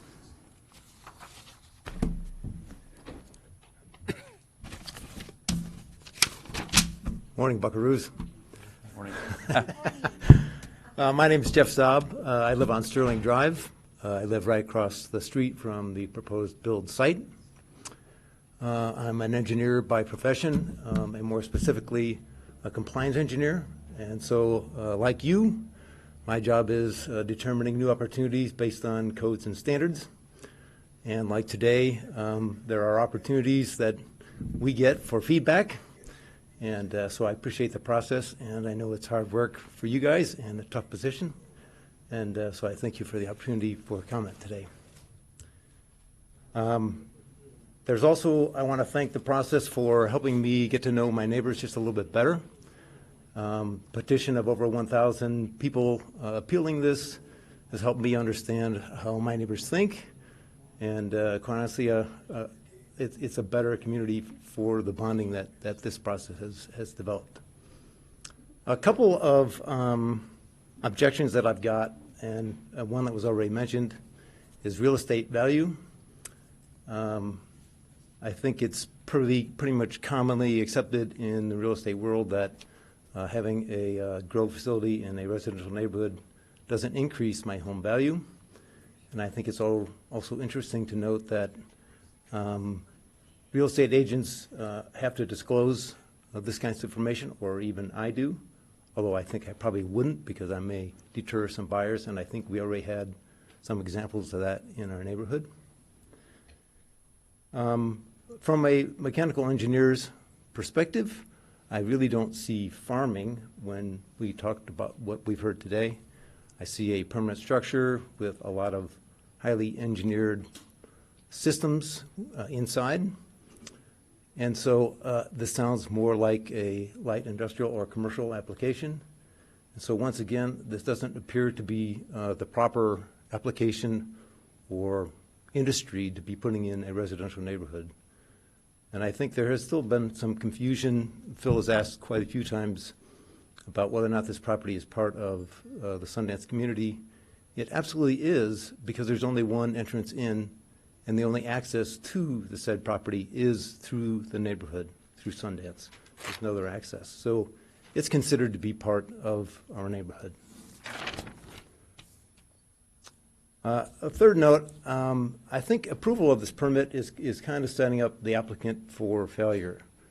If you take a look at the current environment for marijuana grows, the well-published data on overproduction, I think that there's unlikely success of this business to go through. And considering the changes in code, I think he's going to have a difficult time putting a business together, and then our neighborhood is going to be stuck with a defunct facility and what to do with it. Like I asked my staff and engineering staff to do, it's easy for us to be critics. I would offer for some solutions, and I'd like to provide a few of those. One of those is that I would suggest a site visit, and based on a lot of your questions today, none of you except Patty have been out to that site. You'll see that it really is it's a residential neighborhood. This has nothing to do with a farm neighborhood or industrial or light commercial complex. We're going to have to cut off. Do you have a written statement in the record also? I do. I think, yeah, okay. Yeah, so we'll probably have to cut that off now Okay. if you want to. No, We're that's going it. to have probably an open period where you can put in more information. I'm pretty sure that I will go out and visit it after this, because I sometimes think enough comes up in a hearing. Some of our cases, we don't have as much. Oh, I as understand. this, in terms of the complexity of the neighborhood or whatever, so. Absolutely. I think it would be valuable to see. So. All right. Well, thanks for your time. Okay. Thank you. Thank you, Jeff.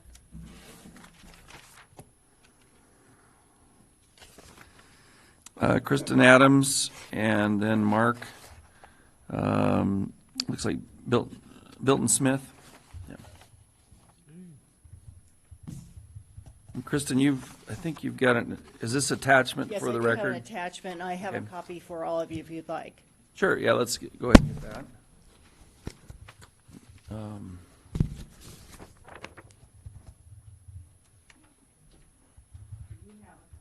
Well, I need one for Sharon as well, so, yeah, if we get one more. Getting it to her is the key, because that's. Yeah. There you go. Yeah, okay. All right. Good. Okay, my name is Kristen Adams. I live on Sterling Drive, and I'm also one of the appellants. I live across the street from this proposed marijuana grow. I'm concerned about several things. I'll start with safety. This proposed marijuana grow is an attractive nuisance. We have a homeless camping community that is within walking distance near the Horse Butte. They do come into our neighborhood from time to time, and we have had homes broken into. Law enforcement tells us these homeless people look for money and things of value to resell. I'm concerned that having this attractive nuisance near a home will increase this activity. What type of security is going to be provided to keep people from breaking into the grow facility? We understand that no one will be living there. In Boring, Oregon, a grow was broken into. The thieves used wire cutters to get through the barbed wire fencing and then used sledgehammers to break through the steel building. I'm worried about crimes against the grow may seep into my neighborhood. Harmonious. In DCC 18.124.060, the approval of a site plan is based on several things. Of these are a safe environment, and the proposed development shall relate harmoniously to the natural environment and existing development. How does a federally illegal marijuana grow fit harmoniously with a residential neighborhood and provide a safe environment for my family and my neighbors? On December 27th, 2017, the Board of Commissioners voted that a proposed marijuana grow, file number 2017-773, Evolution Concepts, did not fit harmoniously with the surrounding environment due to the public outcry and its location. The permit was denied. Finally, character of the applicant. In May, my husband and I, plus several of our neighbors, got a very strange letter in the mail from the applicant, Tommy Nimsow. And those are the copies that I gave you. Firstly, the mailing envelope was not addressed to anyone. Instead, only the return address of myself and my husband was put on the envelope with no postage. At least 6 of my neighbors in Sundance received the identical letter in the same way. This also includes Sundance Meadows Ranch administrative office. Secondly, the letter inside was addressed to Izzy Liu, the Deschutes County planner assigned to the Nemzau Gore application. As far as I know, this letter was never actually sent or received by Izzy or any other county planners, as is not the record. In this letter, Mr. Nemzau pleaded his case and threatened that if he did not get approved for the marijuana grow, he was just going to grow hemp, which is much less regulated and would be grown outdoors. To myself and neighbors, this seemed a rather threatening and sneaky method to state if he did not get his way with the marijuana grow, he was going to turn the property into hemp grow that we would find even more threatening because it would be outdoors. This threatening and dishonest behavior that Mr. Nemzau has shown does not fit with being a good neighbor. We also suspect that this is an individual who would not properly conform to laws and codes required to conduct a marijuana grow. We ask this board to deny Mr. Nemzau's request for permission to grow marijuana in our neighborhood. That's all I have. Thank you, Kristen. Thank you. Next is Mark Bilton Smith, and then Norm Sundholm.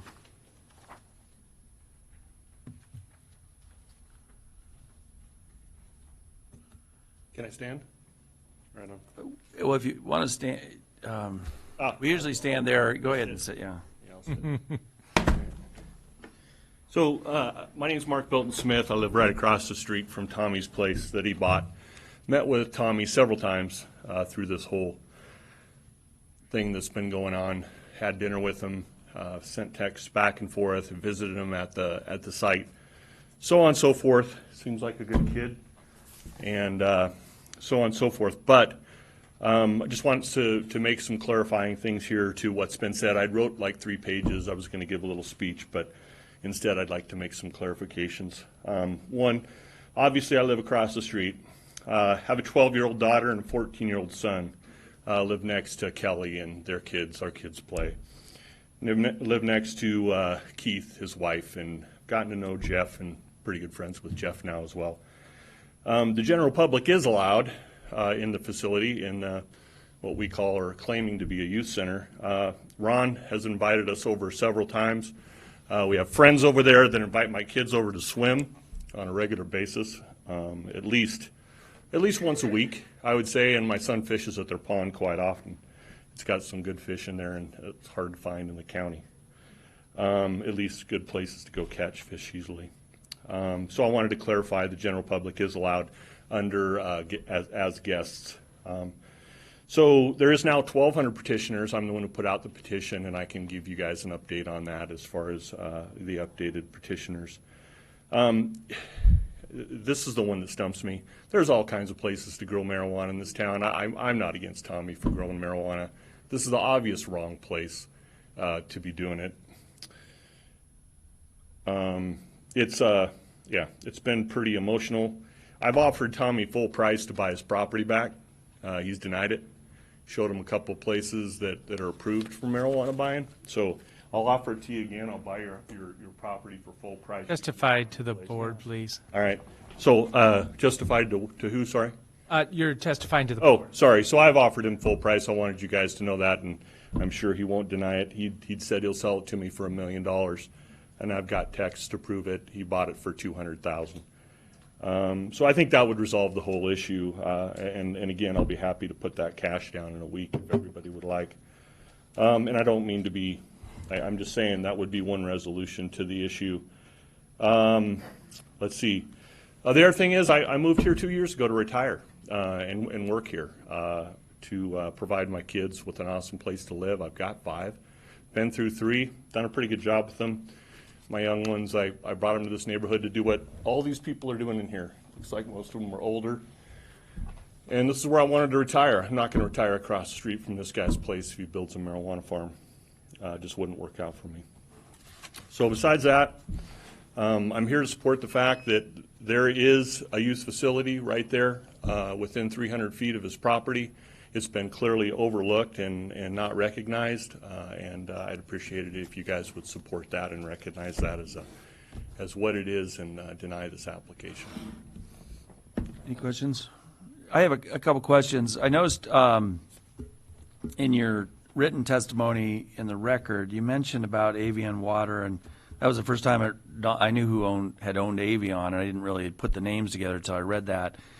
So you called it a conflict of interest that Avion sold the property and now is offering to do the water. Do you know of anything that substantiates that was part of the deal, that we would get you water if you buy this lot, or anything of that kind? I'm sorry, you're talking about my statement. I thought you were looking behind there. No, I'm talking about yours. I don't. I just find that quite peculiar. I've never, ever in my life seen a marijuana permit with, what do they call it? You have to have a water source. What's it called? Yeah, we have to have proof of water, some kind of water source. Well, and from my understanding, it's not a public water source. Has there ever been a public water source license granted to a marijuana grow facility in Douglas County? That would be something to look up, because this has got to be a first.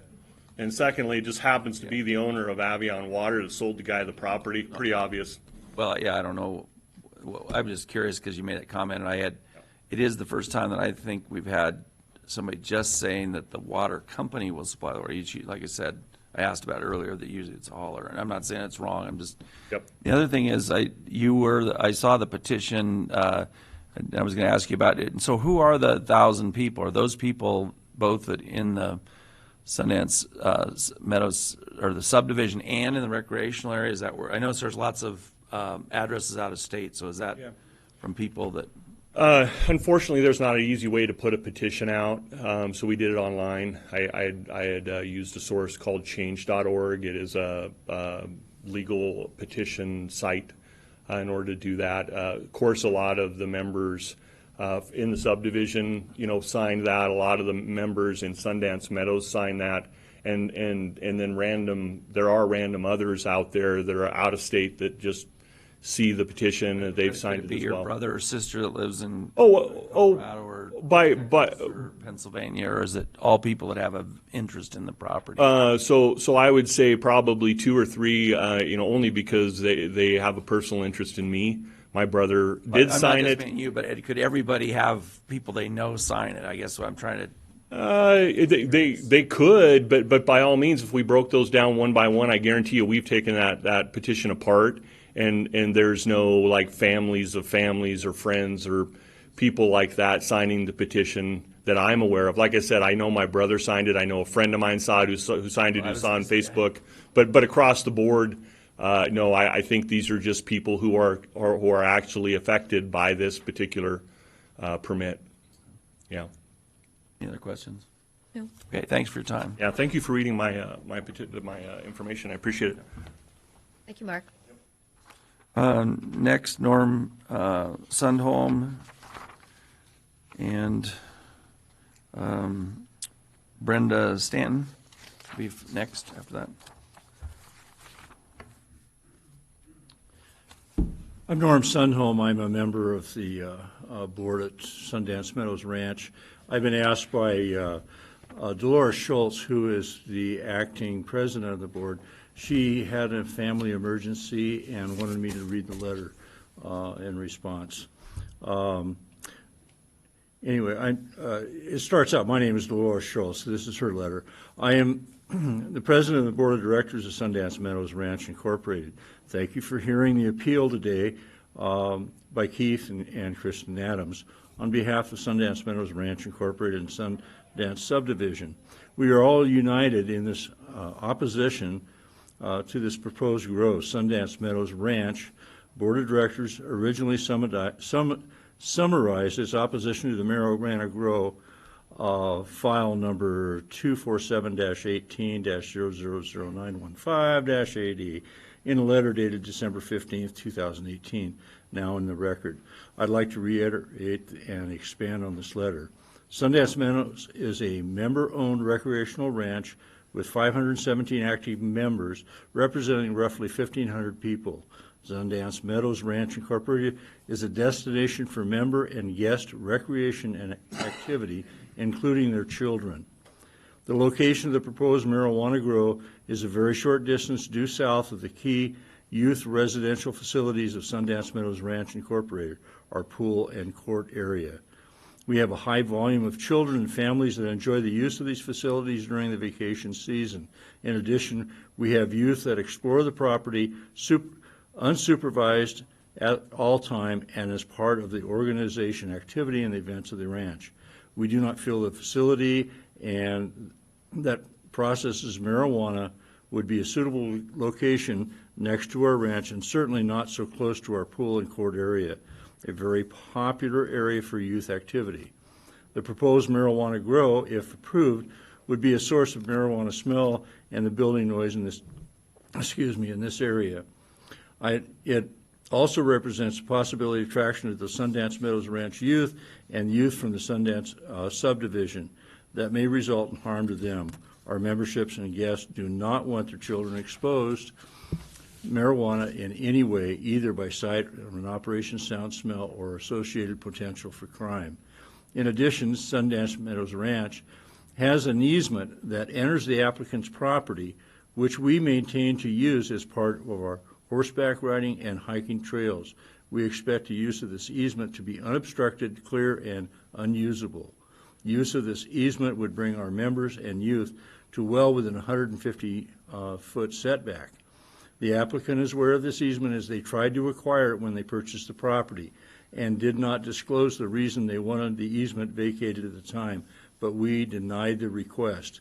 It would also appear that the applicant's septic field will be constructed on this easement. As we stated previously in our letter, we expect our easement to be not to be eliminated or constructed in any way. At the rest of the I and the rest of the Sundance Meadows Ranch members and members owner urge you to deny this application. Thank you for your consideration. I have it signed by all the members and would like to make this a part of the record. Does it go to you, Izzy? Izzy. Yeah, okay. Okay. I would like to just iterate one thing really quick based upon the real estate situation out there of having to disclose that there is a grow. We have about 20 to 30 new applicants every year as things change over with our members. Our members are deeded in.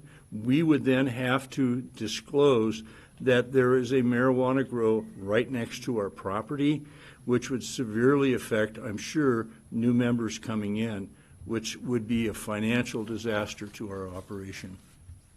Thank you. Thank you. Thank you, Norm. Next will be Brenda Stanton, and then Mary Petch.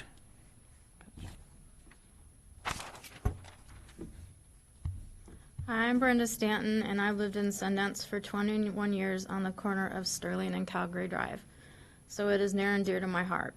When I looked a while back, I didn't see my letter included in the documents, so I'd like to confirm my information is included.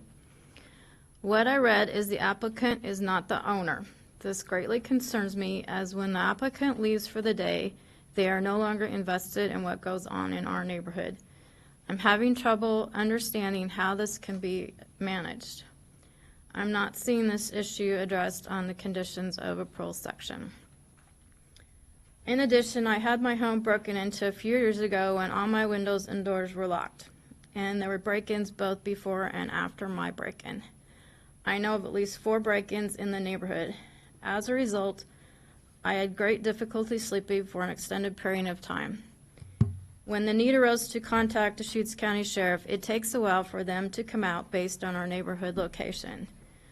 I know of several other neighbors that are greatly concerned with the potential increase in crime. The Deschutes County detective believes the break-ins perpetrator lives or is very familiar with the neighborhood and knows the comings and goings of our neighborhood. That's my concern for the potential of increased crime. Thank you for hearing me and your time. Thank you. Thank you very much. Are you in, on the map here that has I'm listed- outside of the area that you guys were in, so I didn't get initial notice. I heard from another neighbor, but I'm on the corner of Calgary Drive and Sterling, so I'm probably about a mile down the road. Okay. Something like that. Thank you, Brenda. Thank you. Okay, Mary Petch, and then Wendy Burkhart. She's probably here. Because the way she just said it. Okay. I'm Mary Petch. We've lived in Sundance for about almost 20 years. In Oregon, marijuana grows are legal. Strip clubs are legal. There's a place for each. You wouldn't cite a strip club next to a school, and you should never have a commercial marijuana grow in a small residential neighborhood like ours. So I'm asking you to deny this petition. Thank you. Thank you, Thank Mary. you. Next is Wendy Burkhart, and then Deborah Lee.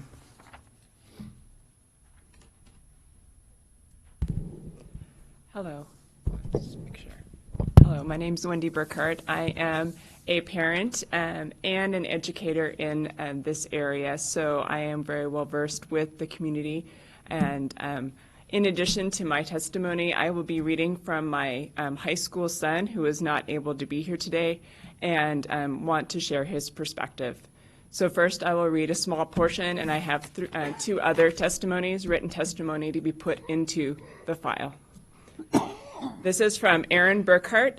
He is a high school student and a resident in the Sundance area. We live on the corner of Quebec and Edmonton, in which currently the traffic that goes to this property on Sterling affects the Quebec Drive Road. There's really the only way, easiest way to get to that property. So there's already been an increase in traffic within the last 2 days. We are 700 feet from the property as the crow flies. My son says, I have been taught by all adults throughout my life that the places I should be and feel the safest at is my school and my home. As it is, my school becomes more and more unsafe as the days go by due to drugs, mainly marijuana, alcohol, and violence. I would like to think that my home and neighborhood would always be a safe place for me without any of those dangers. This is a neighborhood where I run, bike, and enjoy my childhood. Now that a marijuana farm is already in process of being created near my neighborhood, I feel my safety is being threatened and at risk.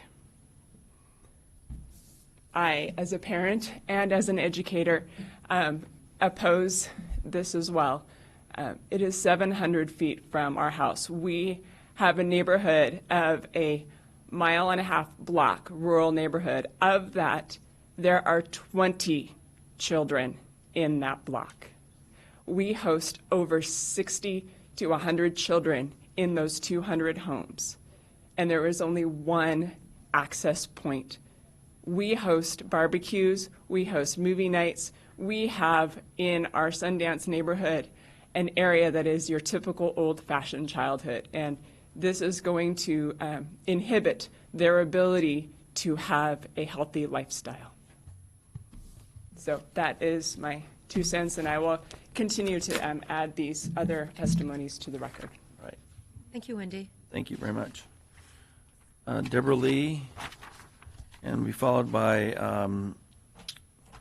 Shirley and John Marsh.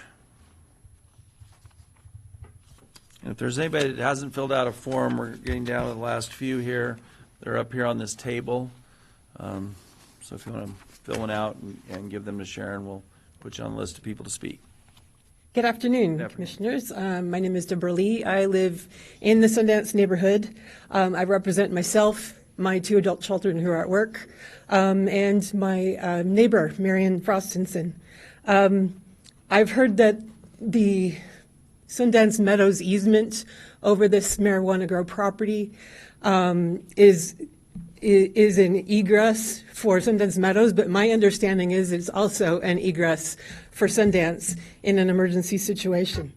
At the corner yesterday of Calgary and Sweetgrass, there were children outside with a lemonade stand, and all of the traffic for this marijuana grow would go right past their lemonade stand. The idea of commercial traffic is incompatible with a rural residential neighborhood, and as I heard with the last testimony I gave, the idea, the analogy of a comparing a orange grove and a lemon grove is a false analogy because neither an orange grove or a lemon grove are hallucinogenic substances. So thank you very much for your time. Thank you, Deborah. Shirley and John Marsh, and they'll be followed by Eric Moyerman, I think it is. My name is Shirley, and Okay. my husband, John Marsh. We're both deed owners at Sundance and have been since 2012. I agree with everything everybody has said up here, so I really don't have to go into anything except for one thing. We spend some time in California next door to Mendocino County. Now, I don't know if you know what that is, but that's marijuana growers. They have crime like you would not believe. The crime people are coming in, planting themselves on their property with dogs and guns, and the police department in Cloverdale and Mendocino County are having a hard time with it. First of all, there's helicopters over Cloverdale continually watching because of the fire. These crime people camp there. They have barbecue, food, everything, and the dogs and the guns, and the people that own the property can't do a thing about it. Now, I feel like you're asking for it here if you allow it to start here. Everything else, and I have nothing against marijuana growers. Just do it in the right place. Thank you. Thank you. Thank you, Shirley. So Eric, I just can't tell if it's a Y or a, maybe it's a Z. Moserman? I once had a secretary who could read my handwriting. I did. But she's the only one. Yeah, I understand. And Ron Hauser would be next. But yeah, go ahead, Eric. Actually, I filled out the form and checked the box for not speaking, but I appreciate the opportunity now. Excuse me. My name's Eric Moyerman. I have lived in Sundance for a little over 3 years, having moved here from St. Louis, Missouri. I work in the biopharmaceutical industry, and in fact, just missed a conference call with our grower who happens to be in Kentucky, and we do commercial growing of plants to make pharmaceutical ingredients.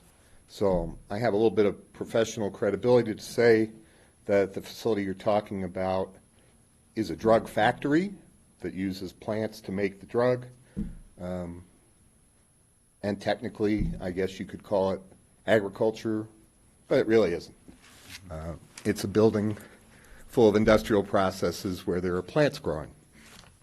I think my neighbors have given you an appreciation that this is the back of a residential neighborhood, and I don't think if you were starting from scratch, you would put an entrance to an industrial park at the back of a residential neighborhood.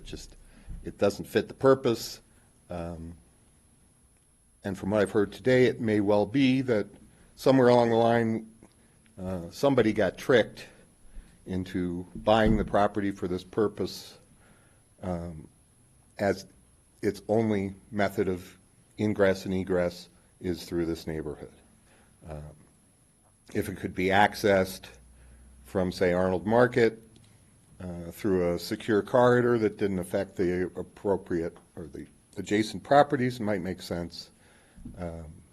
But it's just a coincidence that this property has a border with a residential neighborhood, and now it's taking advantage of that to get entrance and egress.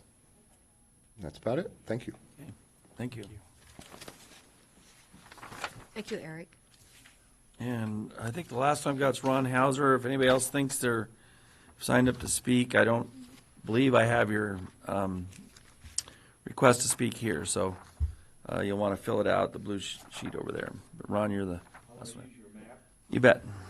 In '79, I bought this piece of property right here, 59622 Okanagan. We had horses there. The only well is 960 feet deep. It was at the back of Dick Caldwell's. So there's one well that services that. We're at the top of the hill right here. There's a cliff here. There are numerous times when the water pressure was very low. I don't know if Avion's taking care of that. That's the only well. I used to take the horses and ride down and pick up my kids. The entrance to Sundance when I bought it was right here. Gary Clausen closed it off. He started it in 72. Every piece of property here had a membership in Sundance Meadows. Where those went, I don't know. When we sold out in 94, it was still there. I'm 100% against the grow. Another thing I want to show you is, you use this here as a prop. This is the pool. This over here is west. This over here is east. This is the marijuana grow. This is the parking lot. Of course, they're not going to see the kids coming and going. They go in there with their bicycles. Most of them walk, or they ride in there with their parents. They're there. I'm also part of security at Sundance, so I'm through this place 3 or 4 times a day. I've never seen those gentlemen. That's all I have. Thank you. Thank you. Thank you. Any questions for me? Go ahead. The Boy Scout thing, were you the person handling that? So, no, Mr. White is the one that's organizing that. He's not here right now. He lives in Washington. But that is something that's in the works. They are going to do it. When, I'm not exactly sure. But we also have a group of disadvantaged kids that come out to the ranch once or twice a month. They use the pool, the horses. They use the basketball courts there, all that stuff. Thank you. So, thank you. All right, just so I'm clear, were you saying that the building basically hides people or 100% screens out people coming in using the pool? Right. Is what He's over here, like right there. Yeah. The parking lot is here, so he's not going to see anybody coming or going. Okay, thanks. Right. Thank you. We have another request to speak from Pam Fredrickson. Yeah, sorry, maybe I turned it in and I didn't have it, but. Okay. Just thought of it, okay. And if anybody else wants to speak, this is the last one I have here, so. Okay. My name is Pam Fredrickson. I live on 60040 Sterling Drive. When we first moved out there, it was the most beautiful place. It still is. You can't hear anything. Very quiet.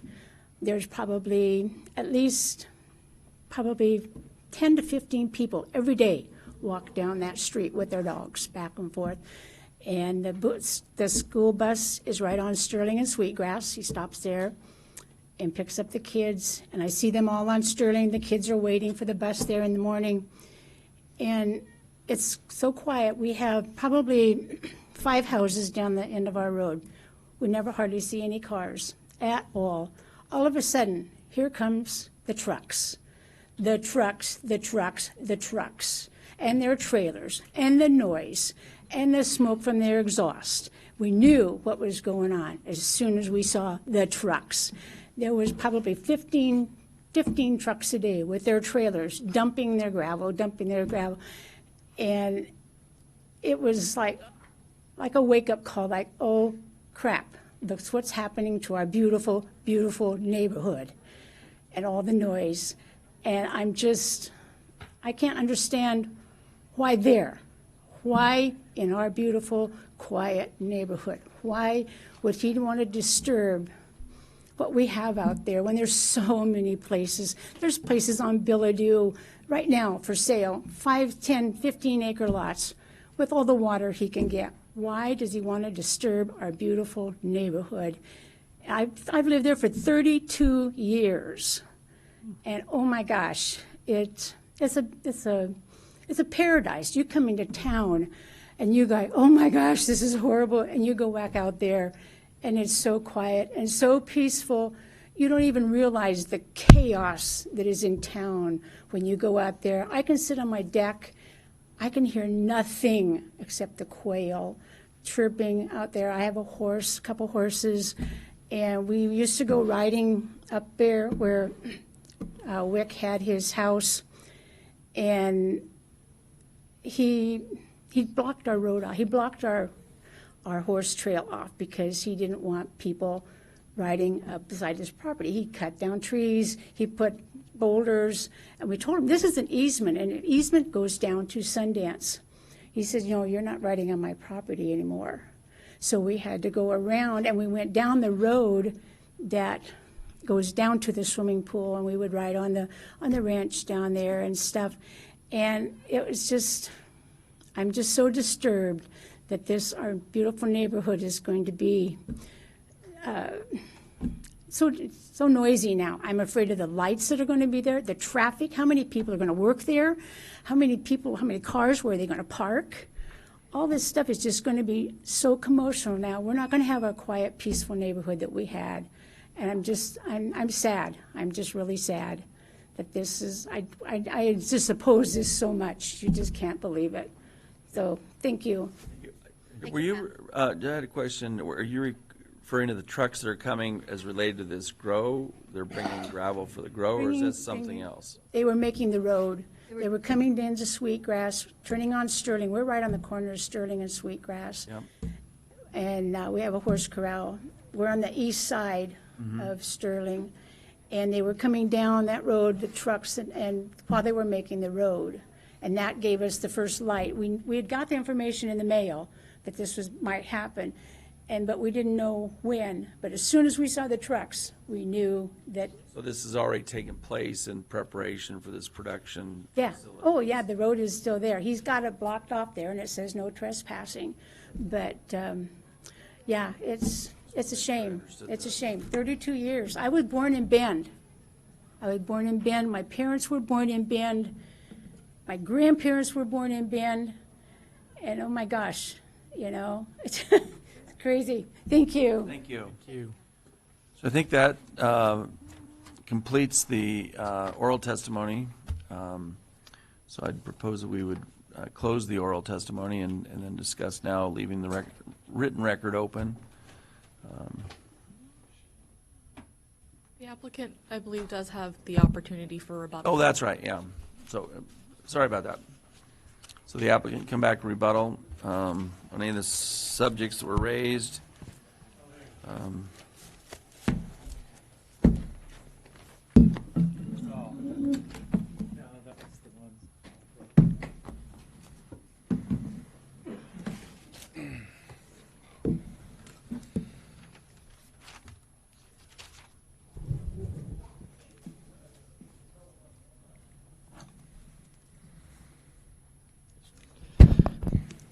Thank you again.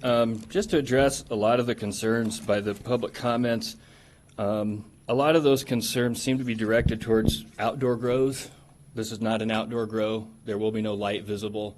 There will be no sound. It's down in a gully. The smell is going to be mitigated. So, Can you explain that just verbally? Because, yeah, the outdoor and indoor grow and smell mitigation. Can you explain that just a little bit for the folks? right, indoor, it's a closed facility, and they're not setting vents where it's just setting out the odors from inside. They're having charcoal filters that are going to remove any odors from the air inside the building, as opposed to a hoop house or a greenhouse where the sides roll up. They have to directly vent the odor right out of the greenhouse. Those create a lot more smells. If you've been driving around the county this year, you see hemp everywhere.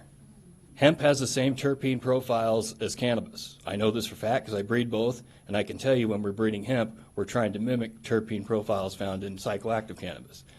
It's not hard to do because they're all the same plant family and they all have similar terpene profiles. So that's a smell that is going to be here, and there's nothing the county can really do about that. Not from this grove. No, but that's an example of outdoor when it's like we don't, in Deschutes County, obviously the commissioner knows this, but you can't have an outdoor psychoactive OLCC grow where the plants are just out in the field.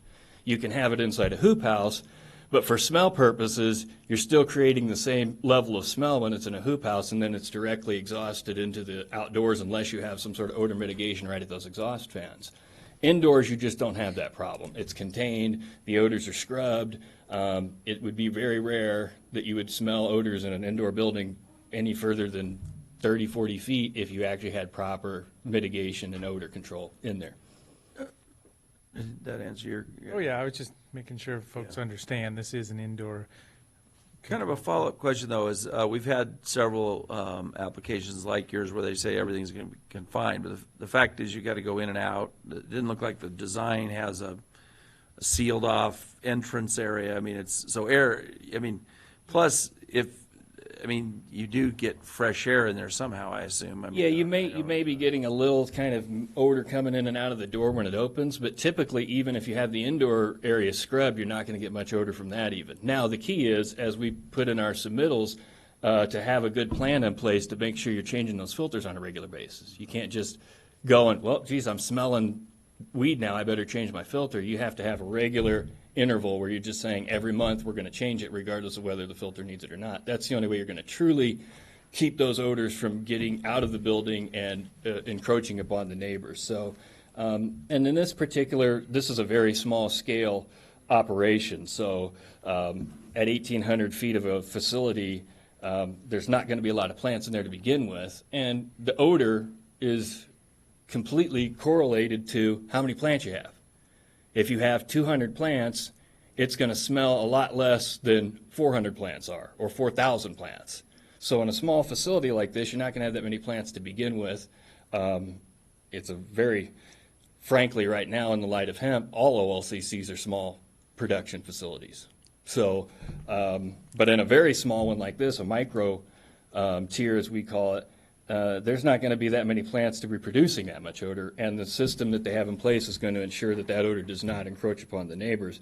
And that's what's different between this sort of facility and the type of outdoor facilities that I hear some of the testimony about. Because with those, you do have lights, you do have smell. And out, like in Southern Oregon, when they talk about Medford, they have large half-acre psychoactive OLCC grows there, and they're just out in the field. Well, you can't really mitigate that smell, right? That's in the air. So we don't have those in these counties. This isn't that.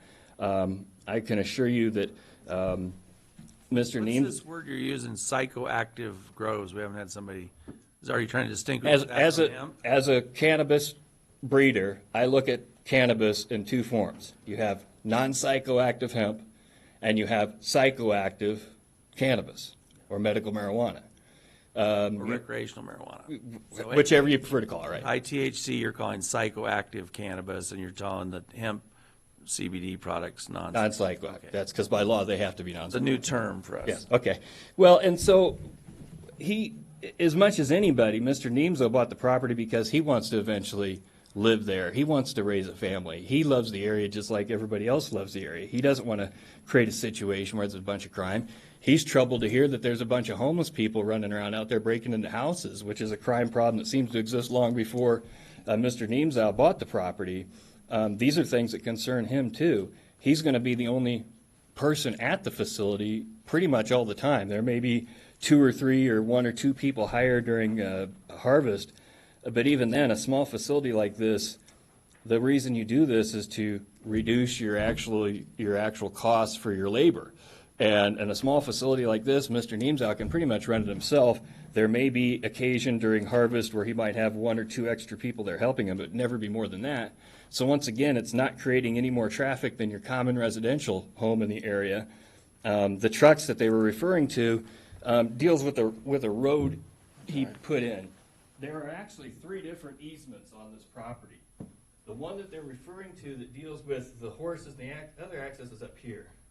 There was one that come across here into the rest of the WIC Revocable Trust property.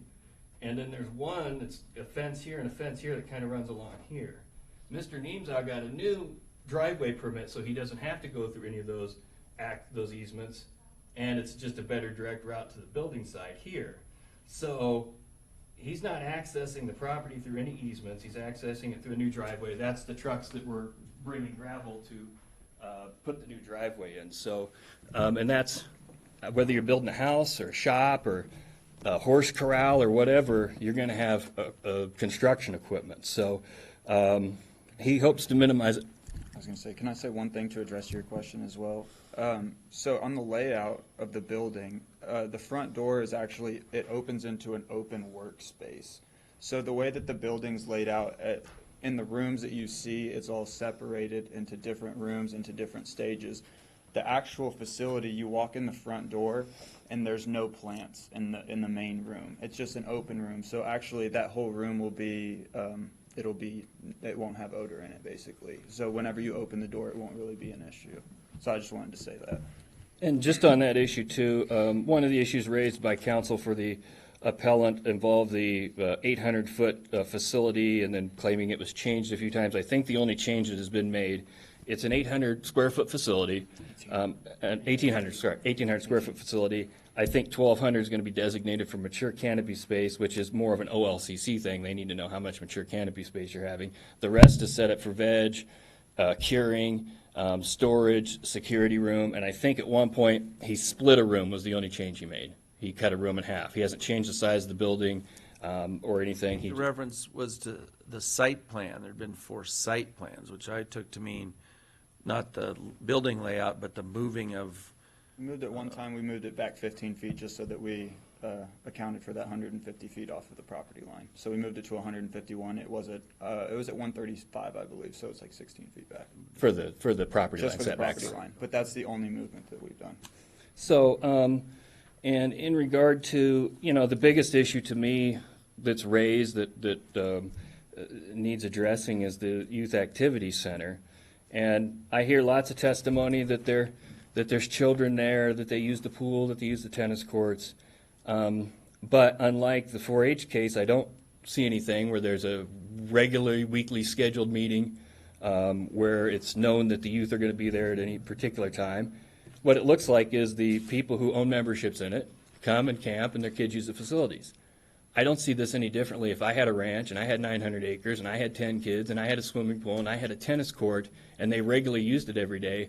I don't see how the county commission can rule that to be a youth activity center under, at least as far as I followed the making of the original ordinance. That didn't seem to be the intent of the county commissioners when they said they don't want this near youth activity centers. Because otherwise, if you read it as broadly as the appellant wants you to read it, that includes any house that has a child. And I just don't think that's what the original Board of Commission meant when they established these youth activity center setbacks. So, and I think it's clearly distinguishable between the 4-H case, where there was regularly scheduled meetings and they were allowing public people to come to the property. In this case, to come to the property, you have to be a member or a guest of the member. That'd be no different than my private property. If I want to bring 30 kids to my house and swim, I don't see how I can then call that a youth activity center because my kid had a birthday party. So I just don't think, I think if we interpret it too broadly, I think you're going to end up encompassing pretty much every property of which the owners of the property have a child on the property. So I just don't think that was the intent, and I don't think we need to be reading it that broadly. I addressed the access issue, and really the only other thing is that some see it as a threat, but the reality is I have to consult my clients about what to do in the event that their OLCC application and land use application is denied, and how can they use their property. It's not coincidence that you see a bunch of hemp farms in the county. It's something I've been working on for 30 years. So the reality is if people aren't allowed to use their property for an OLCC grow, which is highly regulated, which has security cameras, criminals usually don't like to go to places and rob them where they have security cameras. They usually like to hit places that don't have security cameras, like illegal grows or medical marijuana grows. OLCC grows are almost as secure as the banks in town. So the reality is it's going to be highly regulated, it's going to have security, there are odor control regulations that the county puts in place that the applicant has to abide by, otherwise they lose their right to use their land. If they're denied that application, for example, in this particular case, for the amount of money he would spend on that building, he could probably put 12 to 15 hoop houses at the front of the property, fill them with hemp, run them year round, have odor stinking up half a mile away, and that would be how he's allowed to use his property. He doesn't want to do that. But he could also do both.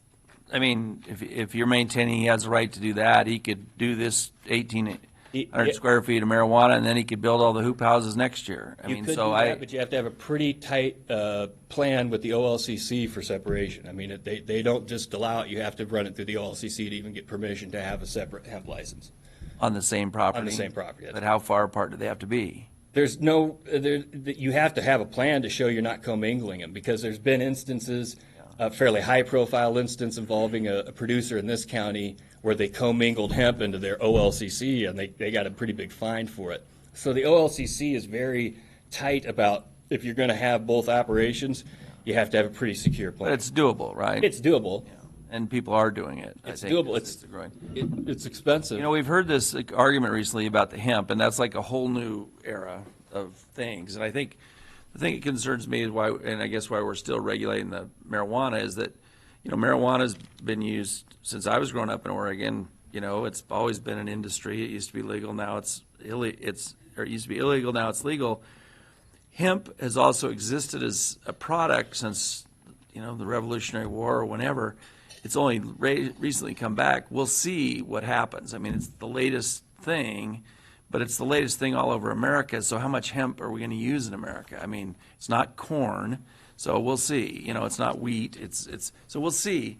But the point is, they're separate, but separate licenses, yeah. and so. and, But you and could one's- do both One's on very the same regulated. property. one's So the not. idea that if this is denied, well, we're likely to see hemp.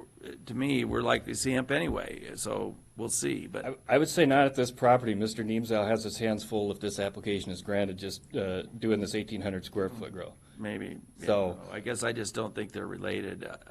The one question I do have, though, this potable water issue, are you going to touch on that a little bit about the Avion permit? And is that something that could be used for hemp growing outdoors? I mean, they can use a residential water system, which is what Avion is basically, to farm with. The I'm way the state surprised. I sees it, didn't they know that. see Avion as no different than the Bend Public Water. They see it as a community water system, and much like there are, believe it or not, warehouses in the city of Bend right now growing industrial hemp.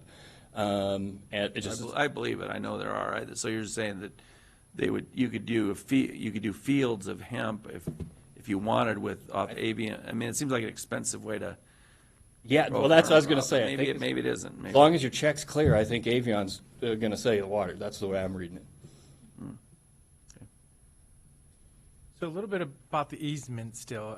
You know, can you explain the interest in purchasing an easement or getting rid of an easement on the property, or is there stuff in the record? I was just trying to find out. Yeah, during the due diligence of the purchase of the property, there was some talk with Sundance about vacating an easement that it stops at the fence here and it kind of runs down here. It's like an easement to nowhere, kind of like some of the sidewalks and some of the parts of Bend. And there was it doesn't seem to go that way.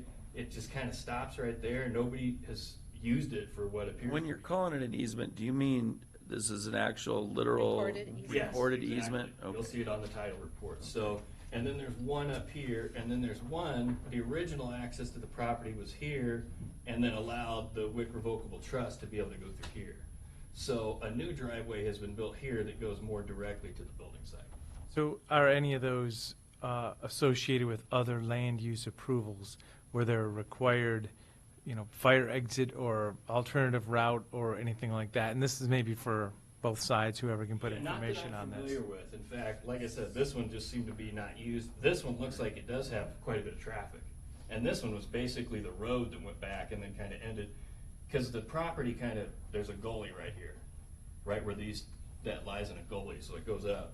And the road kind of ended here and didn't have tracks going back there, but Mr. Neemsau did not want to interrupt anybody's use of the easement, so he put a separate driveway for the proposed building. So as I say, this could be for the written record in the future. Is there, you know, property owners, north, south, east, or west, that are relying on that officially for any, you know, access? Not that I'm aware of. Because Not there to sounds get like there's quite a bit of history about the parcelization as it's happened. So- Well, so who's the holder? It was a fire access for the neighborhood. So there's history there. Right. But what is it for today, and is somebody relying on it? That would be my question, is there There's only a one. ranch or the properties? Is it, Well, then, is it prudent to have it? The question, There's other is questions. who's the holder of the easement? I mean, who's the easement granted to? When you create an easement, somebody holds that easement. Yeah, I think the north one goes to Sundance, the middle one goes to Sundance, and originally the Wick Revocable Trust, and then the south one is just strictly for the Wick Revocable Trust property that lies to the south and east of there. And if they're all valid, we can document them as such. Yeah. Yep. Which they are, if you say they're on the top. Yeah, and the criteria, just if your access involves an easement and you're doing over a certain size, although the new code I think was changed, then you'd have to get permission. But he has created a separate driveway, got it permitted, and that's how he's getting access. So go ahead. So we really can't take comments from the audience at this point. In writing. So we'll have to put stuff in writing during the written period, or because this is in terms of the hearing procedure. So go ahead. Yeah, and that's regarding the easement. The best I could tell is from the original title report. So I didn't draft them, obviously, and wasn't around when they were probably put in place. So based on that, though, I believe the record's pretty clear. I think the commission is in a position to deny the appeal and let the application stand as staff found. And again, to me, the big issues are the YAC, and I just don't think that's a youth activity center. And certainly, we can try to provide any more information that the commission would like. We're certainly willing to leave the record open for as long as the commission needs to get information. I have a question. According to the application, the original owner is Gary and Lori Gore. That's correct. Nobody's mentioned them?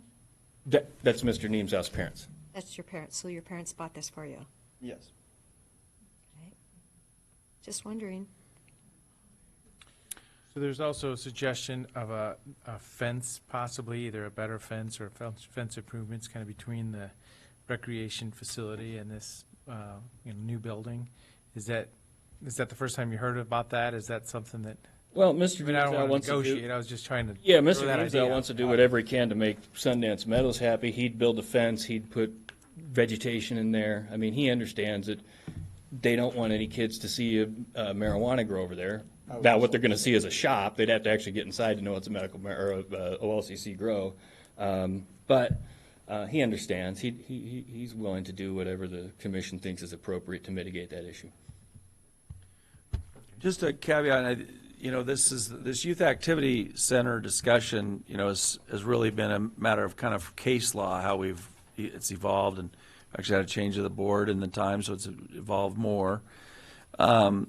I'd be cautious by anybody saying that whatever was said was the standard in just one case is the only standard. I mean, I know for me personally, I'm not going to say every house that has kids visiting becomes a youth activity center, but in a case like this, you clearly have a center of activity that's set up, and so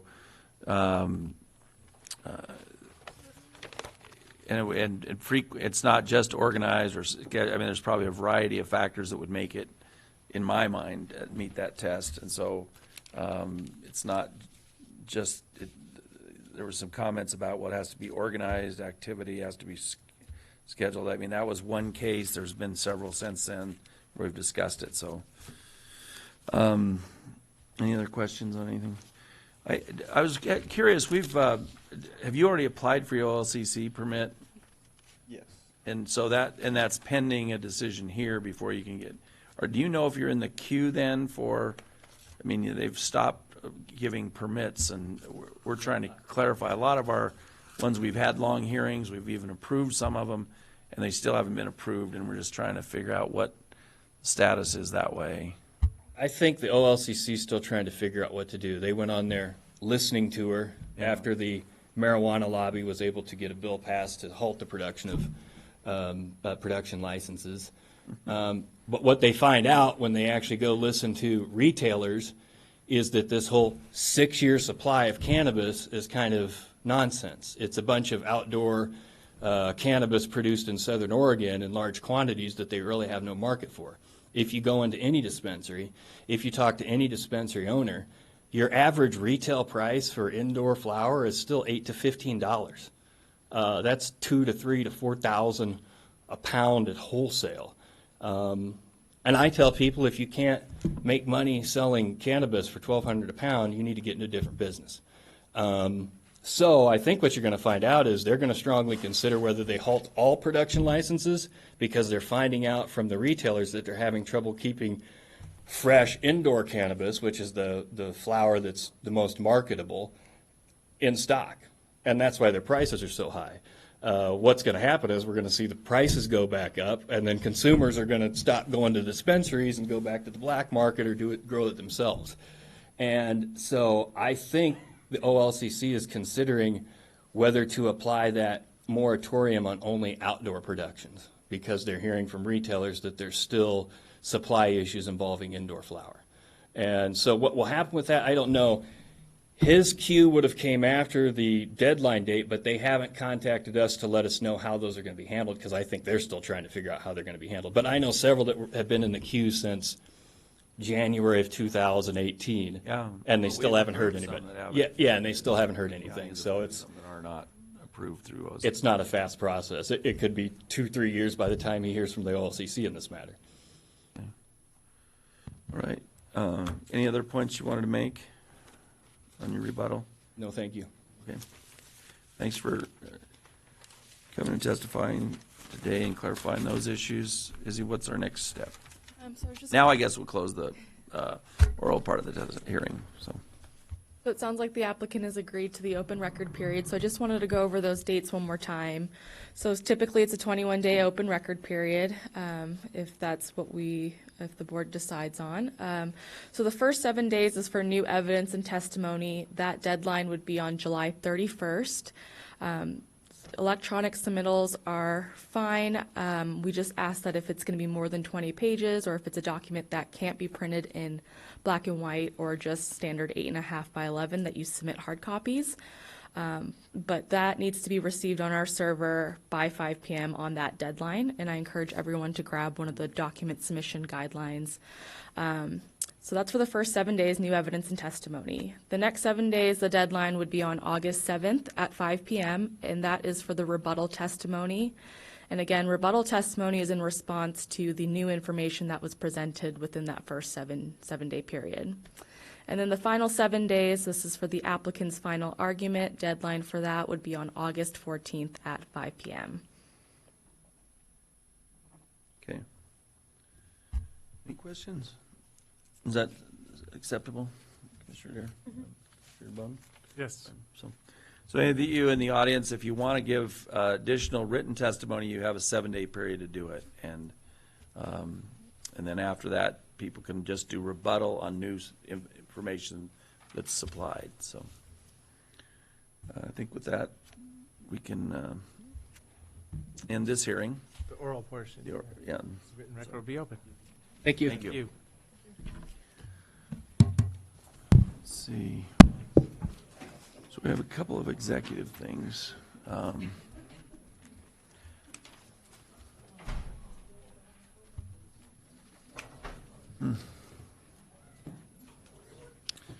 Interesting. I'm still not. So should we adjourn, or we've got a couple of executive items? Tom, should we adjourn now and reconvene upstairs, or? Yeah.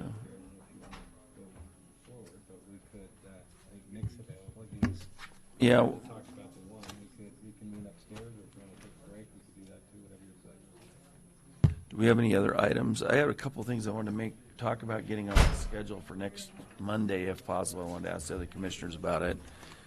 Got to find my pile, gosh. Okay, we can reconvene upstairs. Yeah. and- I really was supposed to go to my meeting at 3 that now I'm late for. I mean, it's not critical, but I had committed to it. Well, the other, Since I we didn't changed think today my- was gonna go, the way it I went. don't know why we thought this was going to, I guess we hadn't read the whole, we didn't know. That wasn't on the agenda. Oh, it wasn't? No, it was not. Didn't get put on till Monday. Oh, the other day when we did the schedule. No wonder I had it in my mind that today would be short. That's why I agreed to take Jaden somewhere, and no wonder I thought we just were underestimated the time. Well, we're still on the record, so I think we're going to adjourn and reconvene upstairs at 2:40. Yeah.